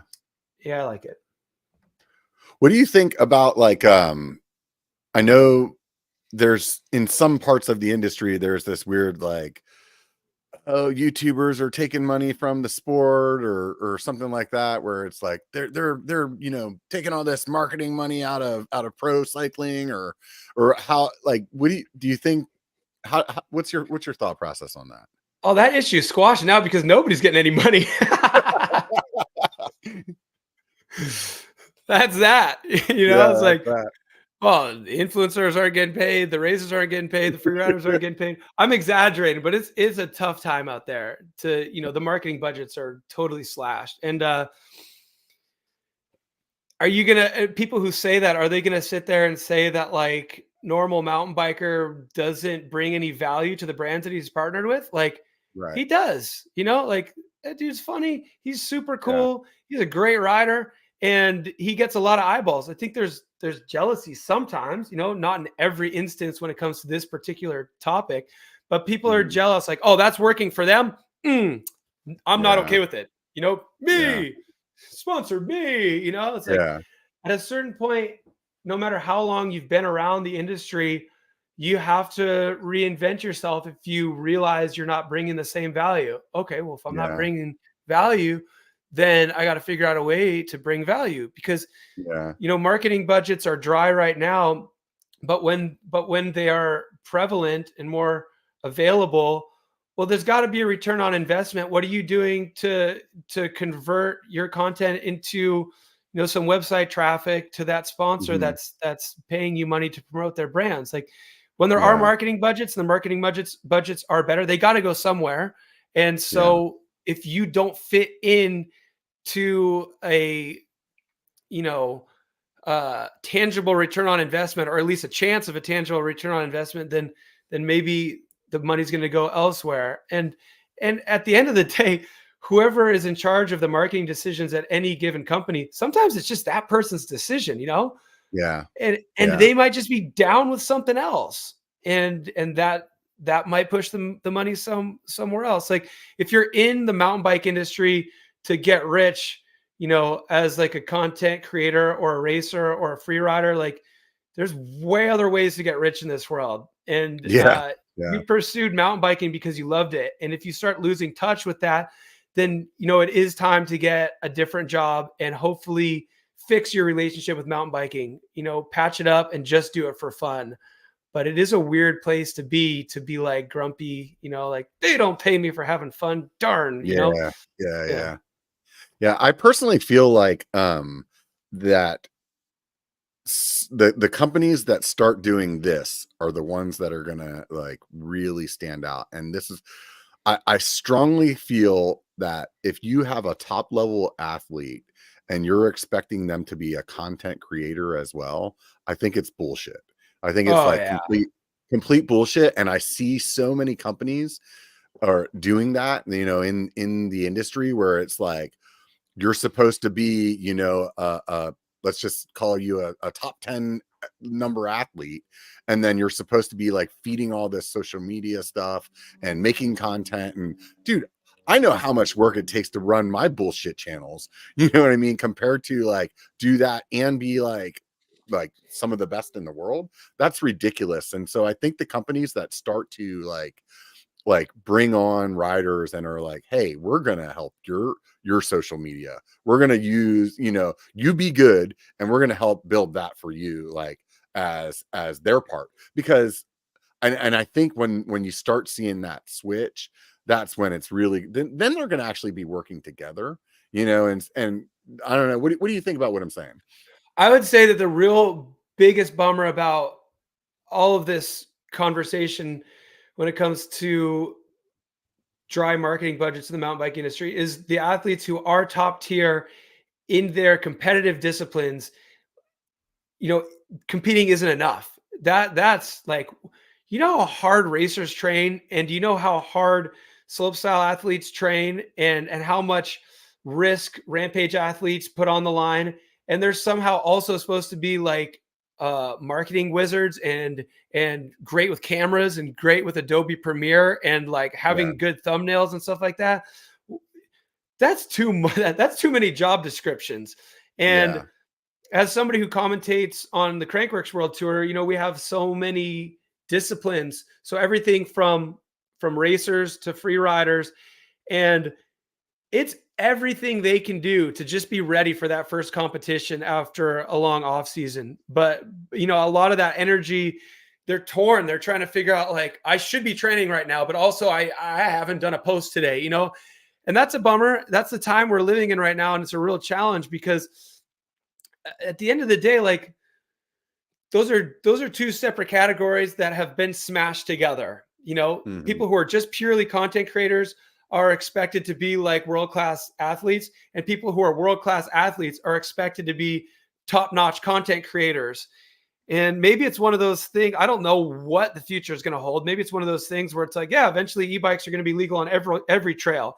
And oh Hmm. yeah, maybe at some point, brands will hire a videographer and a photographer to go get all the month's content from their top racers that are sponsored, so they have those assets, and the racer can focus on training for racing, because that is a full-time job. Yeah. Hopefully, like what you're saying, is the companies help create the content, and the athletes are just like, yep, I'm here for you. What do you need? Come shoot me. Cool. Yeah. I'm going to get back to training. That would be ideal, Yeah. because they need to do that to be able to be not only like ready to like compete well and have good results, but also to stay safe. If they're spending more time in front of their laptop than they are training, and then they go take to a contest, whether that's a race or a slopestyle run, that's sketch. Yeah. Yeah, I mean, we were talking about the Pink Bike Academy earlier, and it seemed like on the last season that they definitely were trying to pull a lot more of that social media kind of aspect in. And it's like, on one hand, like I understand it, and also it like made for fun part of the show, but it really made me like think about, is this really the direction that we should be pushing people? Because like I said, I mean, I know how much work it takes to be successful, and it is a full-time job on its own, even like running like a smaller channel, and I mean, yeah, you get what I'm saying. So For sure. I would say that was a bit of a surprise for me as well. Uh, I think that if Pink Bike Academy is going to hold a reality show for racers, they should hold a reality show for racers. If they're going to hold a yeah. reality show for free riders and content creators, that's a great show. But Yeah, do that the one too. you know, get normal out there, and everybody else that's, you know, like make them do stupid shit, and like we'll all laugh, you know. You can do them for all different things. Like this one's about Yeah, enduro racing. This one's yeah, about free riding. This one's about content creation. Like yeah, do them all. yeah, That's what I have to say about that. yeah, yeah. I think like I remember when I was watching it, there was something similar that they did on Outside, that it was like it would be cool just to see like like almost like the Biggest Loser kind of like premise of like a mountain biking kind of Pink Bike Academy kind of thing, where it's like how much can these people like advance their skill set in the 2 weeks that they're there, or like, you know what I mean, like you get these people that are like pretty new, or like, you know, intermediate kind of riders, and like see where that goes. Like I think that would be really like entertaining content, and it's just like People it would doesn't love to have watch to that, be, huh? yeah, yeah, it Yeah. doesn't have to be like, you know, some guy like, you know, just hitting this, you know, massive crazy jump, or like going through this, you know, insane technical stuff. Like at the end of the day, what you can see by YouTube is that people actually just relate with people, you know, and the cool stuff is cool to see too, like obviously, I mean, it is like, how can you not appreciate watching somebody do like some of the things that you've done in your career? Like it's amazing to see.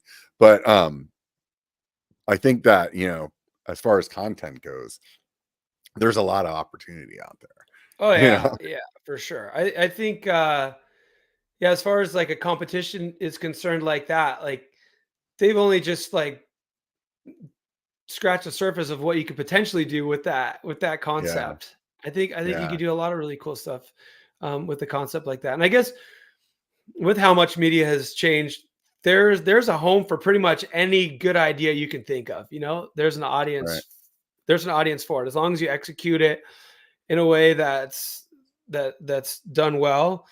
Um, just upload it and it's gonna find an audience, which is cool. And I guess that's the motivator, you know, like there's all that like that funny conversation about what was it, like the bumbling controversy. Yeah, They're saying Bumblegate. too many people, but people are watching it, man. There's an audience for every video that's put up. And like the thing that's funny is like if it's a small YouTube channel and it's a mountain biker who's, you know, just getting into it and they want to share their experience or whatever, and the video only gets 500 views, like, oh, well, that's nothing. Like picture a room of 500 people. Like those Yeah, that's a 500 lot of people people. found entertainment in watching that person ride that trail. That's a lot of people. Like if you were given a Yeah, microphone to stand up on a stage in front of 500 people, you wouldn't be looking at that number being like, yeah. Well, I mean, it's even like what you said earlier. You said that your channel is a small channel at like 30,000. And realistically, if you look at numbers from YouTube, and don't quote me, but I'm pretty sure that's like within the top 10, maybe even the top 5% of channels, you sick. know?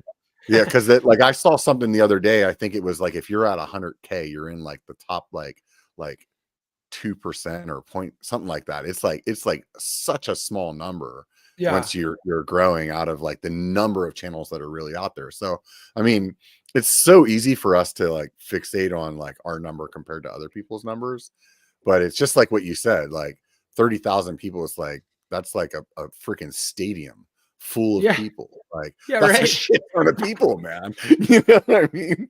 So Exactly. yeah, And it's like, yeah, yeah, maybe not all of them watch every video, but that's like my friend and I were talking about this when it comes to Supercross as well. Whatever that stadium holds, 30,000 people or whatever. Like not all of them are paying attention when something happened, you know? That's the same right, thing as yeah. like they'll have access to it if they happen to be looking at that part of the track, you know? Yeah, like But like 5,000 of them are getting a beer, and another like 2,000 are taking a leak. So like, yeah, you yeah, know, yeah, exactly. Exactly. No, I just have yeah, fun with YouTube and I have like so many ideas that I want to do. And usually when I have an idea that I'm like really fired up on and I do it, it like it works, you know? And like if I don't have a plan, sometimes that works as well because it's just natural and it's just like fly on the wall. But I have some ideas that I'm like really stoked about and I'm hoping I get an opportunity to do them this year. Staying healthy is key, you know? mhm, Staying yeah, healthy. yeah, Stay healthy yeah. so I can make these videos I want to make So and did you edit that whole yeah. thing yourself, and like all that like filming stuff, or did you have any kind of crew on that The video? band Or video, yeah, that's Doug. Doug who's yeah, drumming. Doug uh-huh. edited that. Yeah. Oh, that's awesome, man. And we had like a real loose idea of what we wanted to do with it. And it's kind of like starts with my idea, you know? So I'm like, all right, Doug, do you have enough footage? He's like, Mm-hmm. yeah. And I'm like, you can do whatever you want with it, you know, like however it works. But like, here's what I was thinking, you know? And then Uh-huh. after a while, I think he was kind of like, what do I do with all this? And so I'm like, all right, show me the rough. And he showed me the rough. And I'm like, okay, I think we need like an interview to like tie this all together, you know, Yeah, yeah. explain what's going on here. So we just collaborated with like the structure of how it was going to work. But he had full creative freedom to just like, that's kind of a nightmare to edit that one. That was months and A months of lot of footage, man. It's a lot of yeah. footage to go through. Yeah. He did a great job, and Yeah. I thought it stoked. was pretty rad. You guys were at like, I think TDS when you were recording some of it. Yeah, yeah. So Yeah, that's pretty cool. we played in the parking lot at TDS, which was fun. But that was kind of like the reason for doing a video at TDS was like, all right, well, we need like a properly recorded track to make this video. And Uh-huh. so Doug came into Bend early because he lives up in Bellingham, and we recorded his parts. Dusty and I recorded our parts, and then we met up with Josh at TDS, and I brought the recording equipment, and we just recorded his bass part in his toy hauler. So then we Yeah. had a track, and then I mixed the track, got it to Doug, and then we put our heads together on how the template of the video would go, and then it kind of ends with like a mashup to the whole song. Uh-huh. Yeah, that was it was super fun to watch. And it's like I TDS is in my backyard basically, but I never Oh make it up yeah, there. where do you live? I'm in Sacramento, so but every time Right that they're on. like doing building or even whenever like the event happens, it's like the same time of year that I'm like knee deep into building and I'm like, yeah, I really want to go over there and do that, but I actually want to finish this thing that I'm working on and For it just sure. never works out. I'm like I'm trying to mentally prepare myself to actually go this year and go check it out because it seems like such a fun event and everybody that I talked to like they really love being up there and I It's heard the the riding's best really time good ever, too. man. Yeah, it is so much fun. The riding is amazing. That event is what had me really fall in love with e-bikes because Yeah.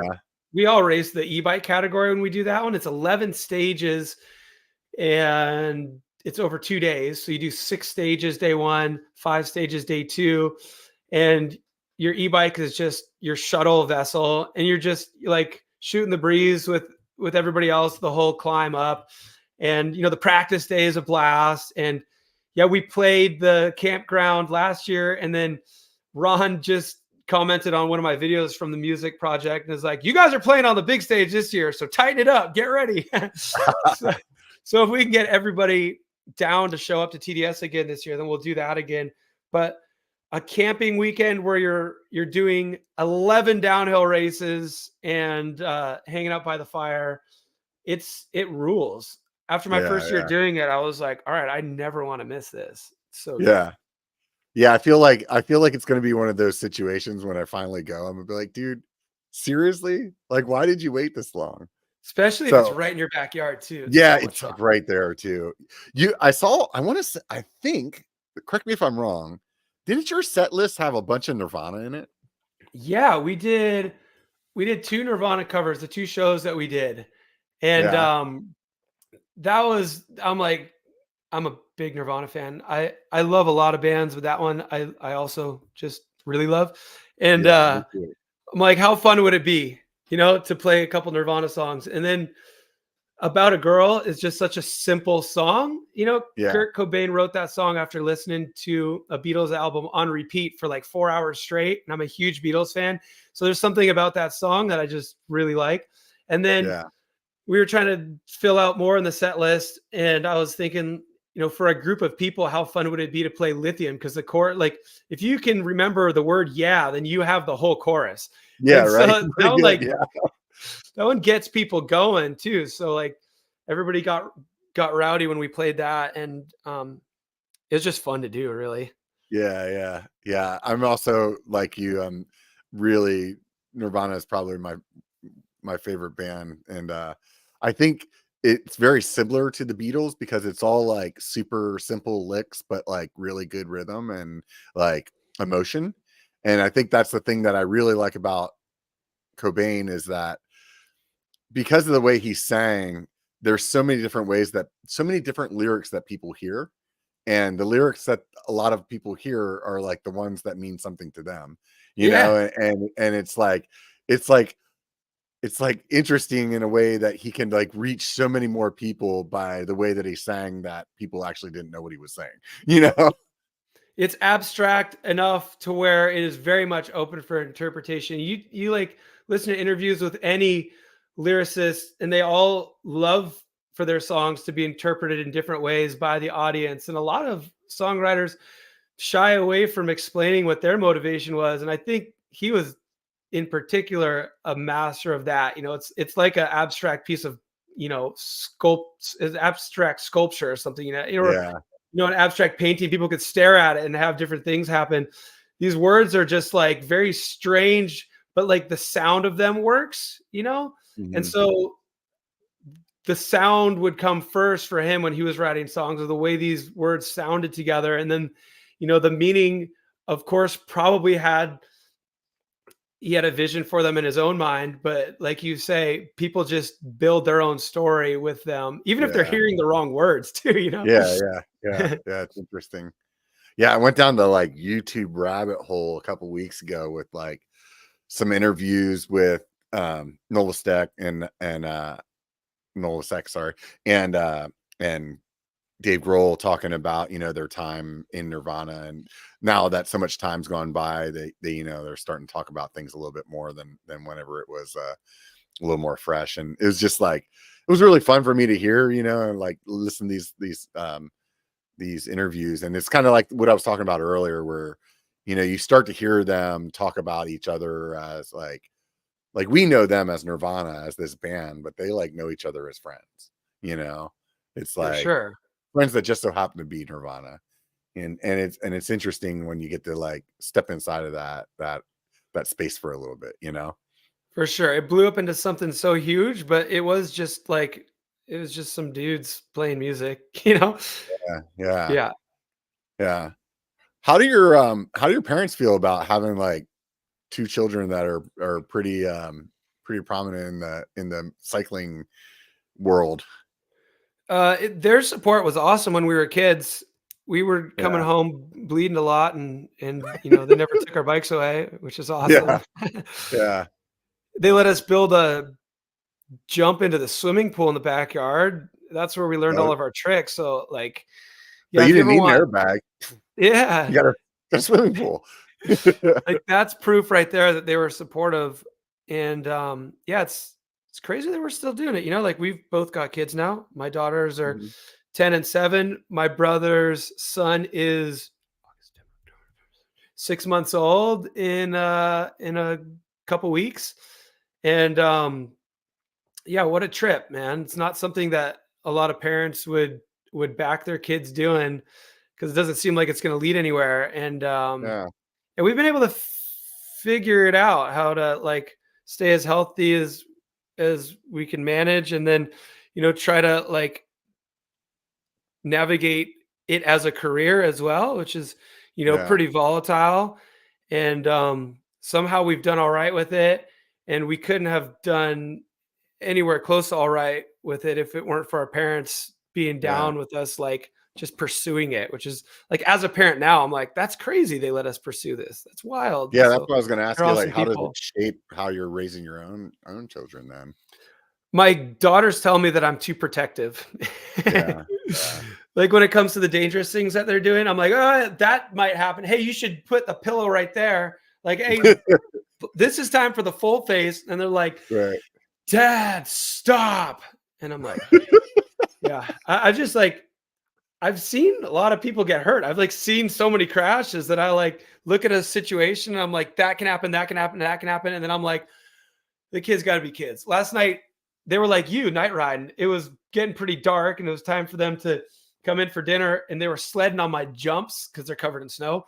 And Mhm. they're like whizzing by trees and going off of like setup jumps to flat and just getting bucked around. They got 3 kids on a sled and stuff. And I'm like, they're having a blast. This is sketchy, but like, this is exactly what Yeah. they should be doing. So I'm not going to stop Yeah. it.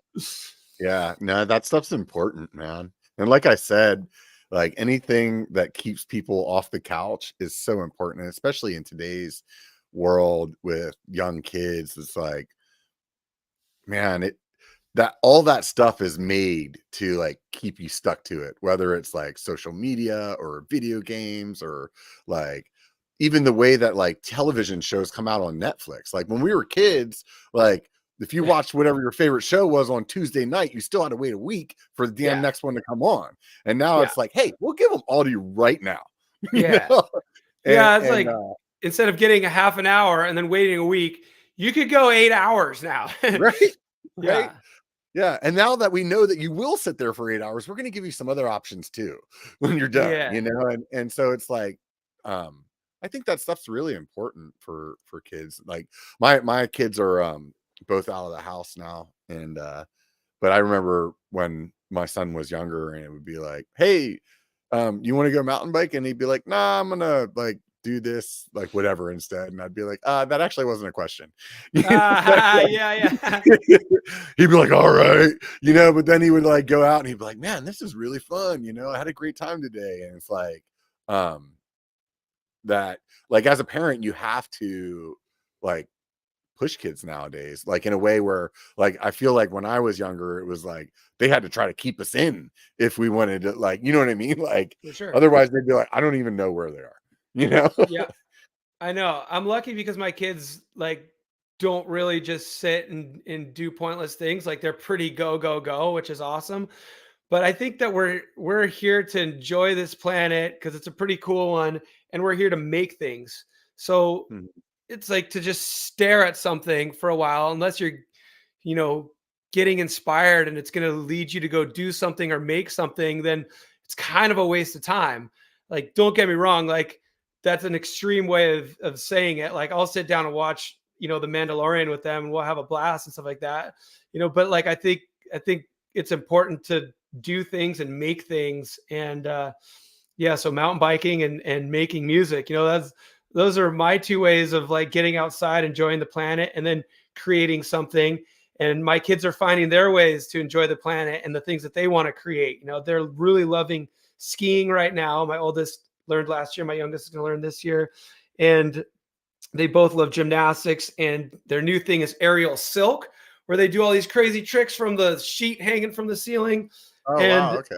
and that's cool. And they both love biking. And they'll sit down with a piece of paper and scribble out something, make something. And they both have access to all these instruments, and they have their own instruments, and they love making noise with it and stuff like that. And it's like, I don't know, there's so many creative things you can do with your downtime if you are trapped inside. It's nice to avoid just the mindless stuff where nothing is being yielded from it other than Yeah, time going away. yeah. I think, like some of that stuff is, the way that you're born. And I think some of the stuff is like learned, but I definitely, I mean, I have plenty of times when I just sit down on the couch and watch whatever. But I notice like most of the time when I'm just left to my own, like I'm continually like trying to learn something or trying to make something, like what you said, where Yeah. it's like, I'm like, oh, I'm learning how to, like, I bought a 3D printer a couple years ago, and it's like, I'm always like, oh, I want to make this, or oh, I want to like learn how to do this, or it's like, I don't know, like during like COVID, it was like, I've always wondered how to do a Rubik's cube. I want to learn how to do Yeah. that. And it's like, what the fuck am I doing? I'm like 46 years old. I'm like, I'm sitting on the couch, like, reading posts by 11-year-olds, like, oh, that's how he did that. Okay. Like, I've tried and, that as well, and those 11-year-olds are way smarter than me, man. I'm like, I'm lost already. I can't do a Rubik's cube where if my I life got it depended down to on it. like 30 seconds. That's where You I'm got at. it Yeah. now. Yeah, Sick. yeah, yeah, definitely. At one point, I did it for a while. Like, do you ever watch that guy on YouTube, Mike Boyd? He like just learns shit. No. Yeah, check it out sometime. He like, it's like, oh, I want to learn how to like rip a telephone book in half, or I want to learn how to like make that noise that like makes glass shatter or whatever. Like, so he just that's his whole shtick. And one of them was he wanted to learn how to do the Rubik's Cube in under like 2 minutes. So that's like what originally got me like going. I was like, you know what? That dude did it. And the way that he does it on his channel is like he only times like when he's actually practicing. So it's like even though it could have took him like 2 months, it's like, oh, but that was like 8 hours. So it really Right. only took him 8 hours to do it. And then it's like, when you see it like that, you're like, oh man, like that's really not that much time, you know? For So sure. it inspired me, and I at one point learned it, and then I was like, I got this. So it was like sitting on the shelf behind me. And one night me and my buddies are out here drinking beers, and it's like, oh, you can do that? And I was like, yeah. I picked it up and I was like, no, I can't do it Ah, anymore. you So had it and then you yeah, lost it. just lost it, dude. Totally lost it. And then like that just like drilled on me for like probably a year. And then one day I was like, you know what? I'm getting it back and I'm not letting it go this time. And then that's where I'm at now. That's But funny. That's how our brains work. I think that's how uh, dirt jump tricks always were for me. If I learned a trick, I didn't really have it until I lost it and then learned it for the second time. Then it was on yeah, lock. then it Yeah, was maybe that, and it's. then he got it. I think that's a thing. Maybe that's like an ADD brain thing. Right. Like you had referenced earlier. I think it's before we started. You're like, oh, my ADD, and I said it's a superpower. And you're like, yeah, sometimes. But I think Yeah. that maybe like, all right, got it. All right, it's gone. But then you get it that Yeah. second time, and it's in there. I think that the superpower of it is that the like extreme focus that you can put into things that you like. Yeah, And it's like, I for don't good or know. bad. Yeah, exactly, exactly. Like, yeah, I can be extremely focused on drinking all the beers, or I could be extremely extremely focused in like learning how to edit. You know what I mean? And whereas like maybe some people, I don't know what it's like to not be an ADD person, but like I would think that some people they're like, yeah, I don't want to sit in front of that computer for 12 hours looking up like how to edit and continue to do it all the way to when I'm laying in bed thinking about trying to go to sleep. And I'm still like, so if this is how you do that, like I just can't let fucking something go. Yeah, And I would imagine normal people are like, they're after a few hours, they're like, I'm moving on for and I'll come yeah, back tomorrow, but I'm gonna move on, and for me, it's just like, just keep going. But yeah, for like I said, sure. it's a plus and a minus. Because on the other hand, my wife is like, dude, you need to do something else. Like, Yeah, seriously. yeah. Like when I started YouTube, oh my God, you could say anything to me and I could turn that into a YouTube conversation.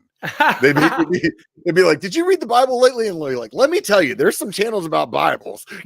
Like, That's how any hardcore YouTube person is, right? Like they'll just like, who was it?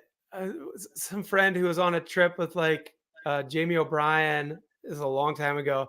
So yeah, he talks about YouTube a lot. It's like the obsession when YouTube is going good, people yeah, get obsessed with it, and yeah, uh, and I always think about that with YouTube as well. It's like when you watch channels like take off, it's like, okay, well, it always seems like whatever the thing is that your channel becomes known for, you better like that thing because that's the thing that you're going to get addicted to repeating right. and continuing. So it's like that's the motivator to always just like make things that you feel good about making and enjoy doing. So you don't want to end up in a scenario where you're like, oh man, my channel is all about like turning my kids' homework into a working bike part, and now I got to Yeah. figure out how to take binder paper and make a trailer. Like this is not sustainable, you know? Right, right. Yeah, it's crazy. As we're sitting here talking, like I've made so many jokes about like vegan cults or like CrossFit cults, and I just realized I'm in a YouTube cult. I didn't, I didn't even know it.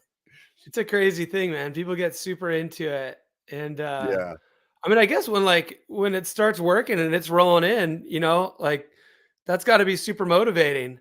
yeah. I think the But dopamine from it is like it's it's very very different than other things that you can do. yeah, Like if you're riding bike, like you only get that dopamine like for the most part when you're riding the bike, right?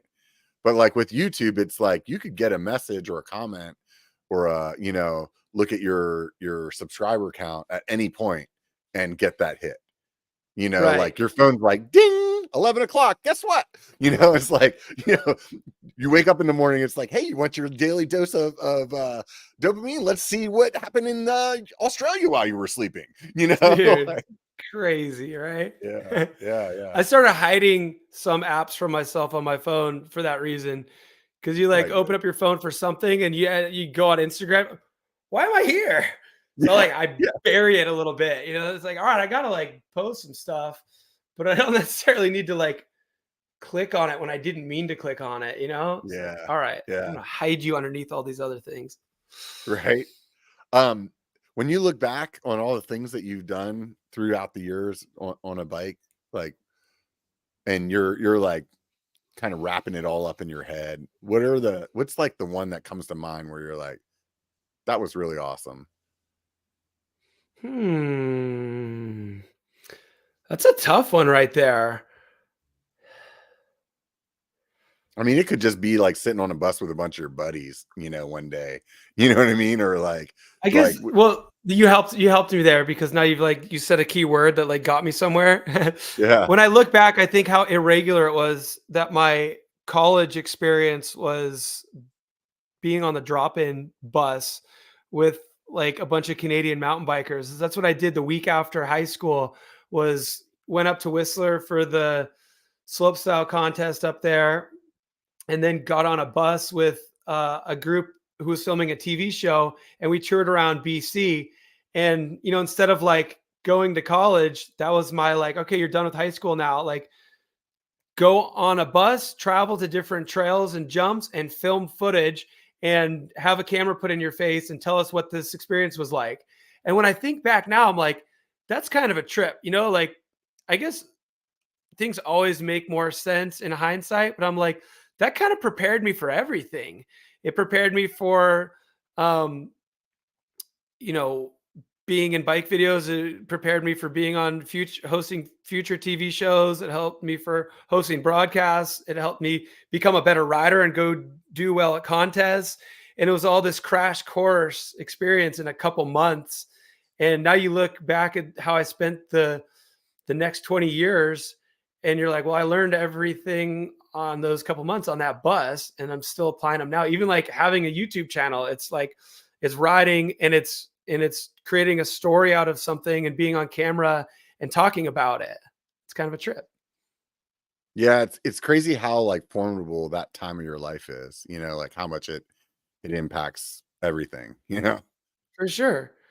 Yeah. Yeah, But yeah, yeah, in terms of the future, I want to enjoy mountain biking more every day. And there's so many trails going up everywhere. And so I always feel like I traveled a ton to go do very specific thing, whether that be a contest or a film shoot.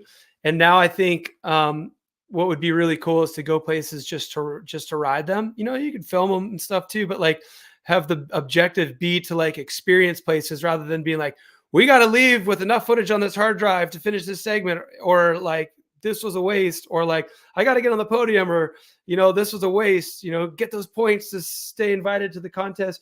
That's always the objective. I've traveled so many cool places, but always been so laser focused on a particular objective. And so, yeah, just like what we were talking about at the beginning about like enjoying every trail you're on, I want to enjoy every opportunity I have to go on a trip and ride new trails and meet new people and ride trails with them. yeah, yeah, definitely. I I can definitely relate there. I know that like for instance, I went to Jamaica. I think it was last year or the year before. I can't even remember anymore. But it's like while I was there, I went on this little mountain biking trip, and the trails were not like there was nothing to write home about, but except for the fact that I was in Jamaica in the jungle riding bikes. That was cool, and Yeah, it was like take it in for that and just that alone, and for sure. that experience is like definitely not one of the anywhere close to any epic rides that I've done. Like but it is one that I'll cherish for my whole life just because it Yeah. was like, this is really rad, man. I'm like on an island in the middle of freaking Caribbean riding bicycles. This is rad, you And know? you see more stuff than you would if you didn't have your bike with you. Yeah, for sure. I mean, you're going through neighborhoods in a way that you're deep, you're in there, like this is Yep. where this is real Jamaica. This is not like the resort, Yeah. So A lot of um times when you travel to a faraway country like that, the trails that you ride are the footpaths that people use to get around their neighborhood. And like yeah, what better way to like really see how other cultures live in the world than to just be right there in it. And yeah, the Yeah. bike takes you down those like random paths that weren't optimized for bike riding, but that's not really the point. That's not why Yeah. you're there. Yeah. Yeah. Those were like, those trails definitely were exactly like what you said. They were like old, like basically like trade routes and stuff like that. And it's really interesting, you know, but, lots of cool things on the bike. We're just about at 2 hours, man. It's like really easy to talk to you. I've had a great time chatting. I always like to ask people at the end of the show, just like what YouTube channels they like to watch, just whether it has to do with biking or anything. Like, hey, basket weaving is what I've been watching lately, just to see what you like to listen to or check out. I watch so many music YouTube channels, and then I watch so many surf YouTube channels. Yeah. And Is there like obviously, surf people like there is mountain bike, like POV, kind of like telling the story like that? oh yeah, oh yeah, I totally everything. didn't even know. Oh yeah, for sure. I mean, that's what's kind of cool is like no matter what you're into, there's every different type of piece of content these days that can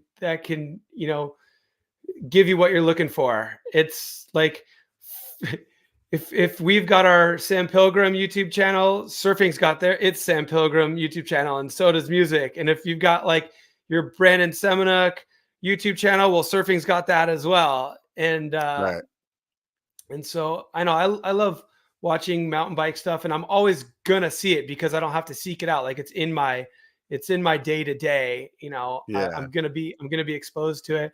But yeah, it's fun having those other hobbies as well, and those other things that you like. And so yeah, a lot of YouTube music channels, and a lot of YouTube surf channels. Right on, man. Well, hey, like I said, I really appreciate you taking the time to sit down and chat with me and all the people that are listening. I'm sure they enjoyed it as well. Those of you guys that are listening, thanks so much. If you're on YouTube, hit the subscribe. You know how all the social media stuff works. If you happen to be looking for some new gloves, swing by Tasco, or a new bike, check out Fazari. Honestly, I'm really stoked to be working with them this year, and I 100% would not be taking any kind of sponsorship from a company that I didn't really stand behind. So I wholeheartedly recommend them without a doubt. So definitely give them a look if you're doing that. If you're swinging by Tasco, you can use Biker B1KER and save some money too while you're at it. At the end of the day, though, you can always do something for free, and that's just remember it only takes a bike to be a biker. Get out and be one.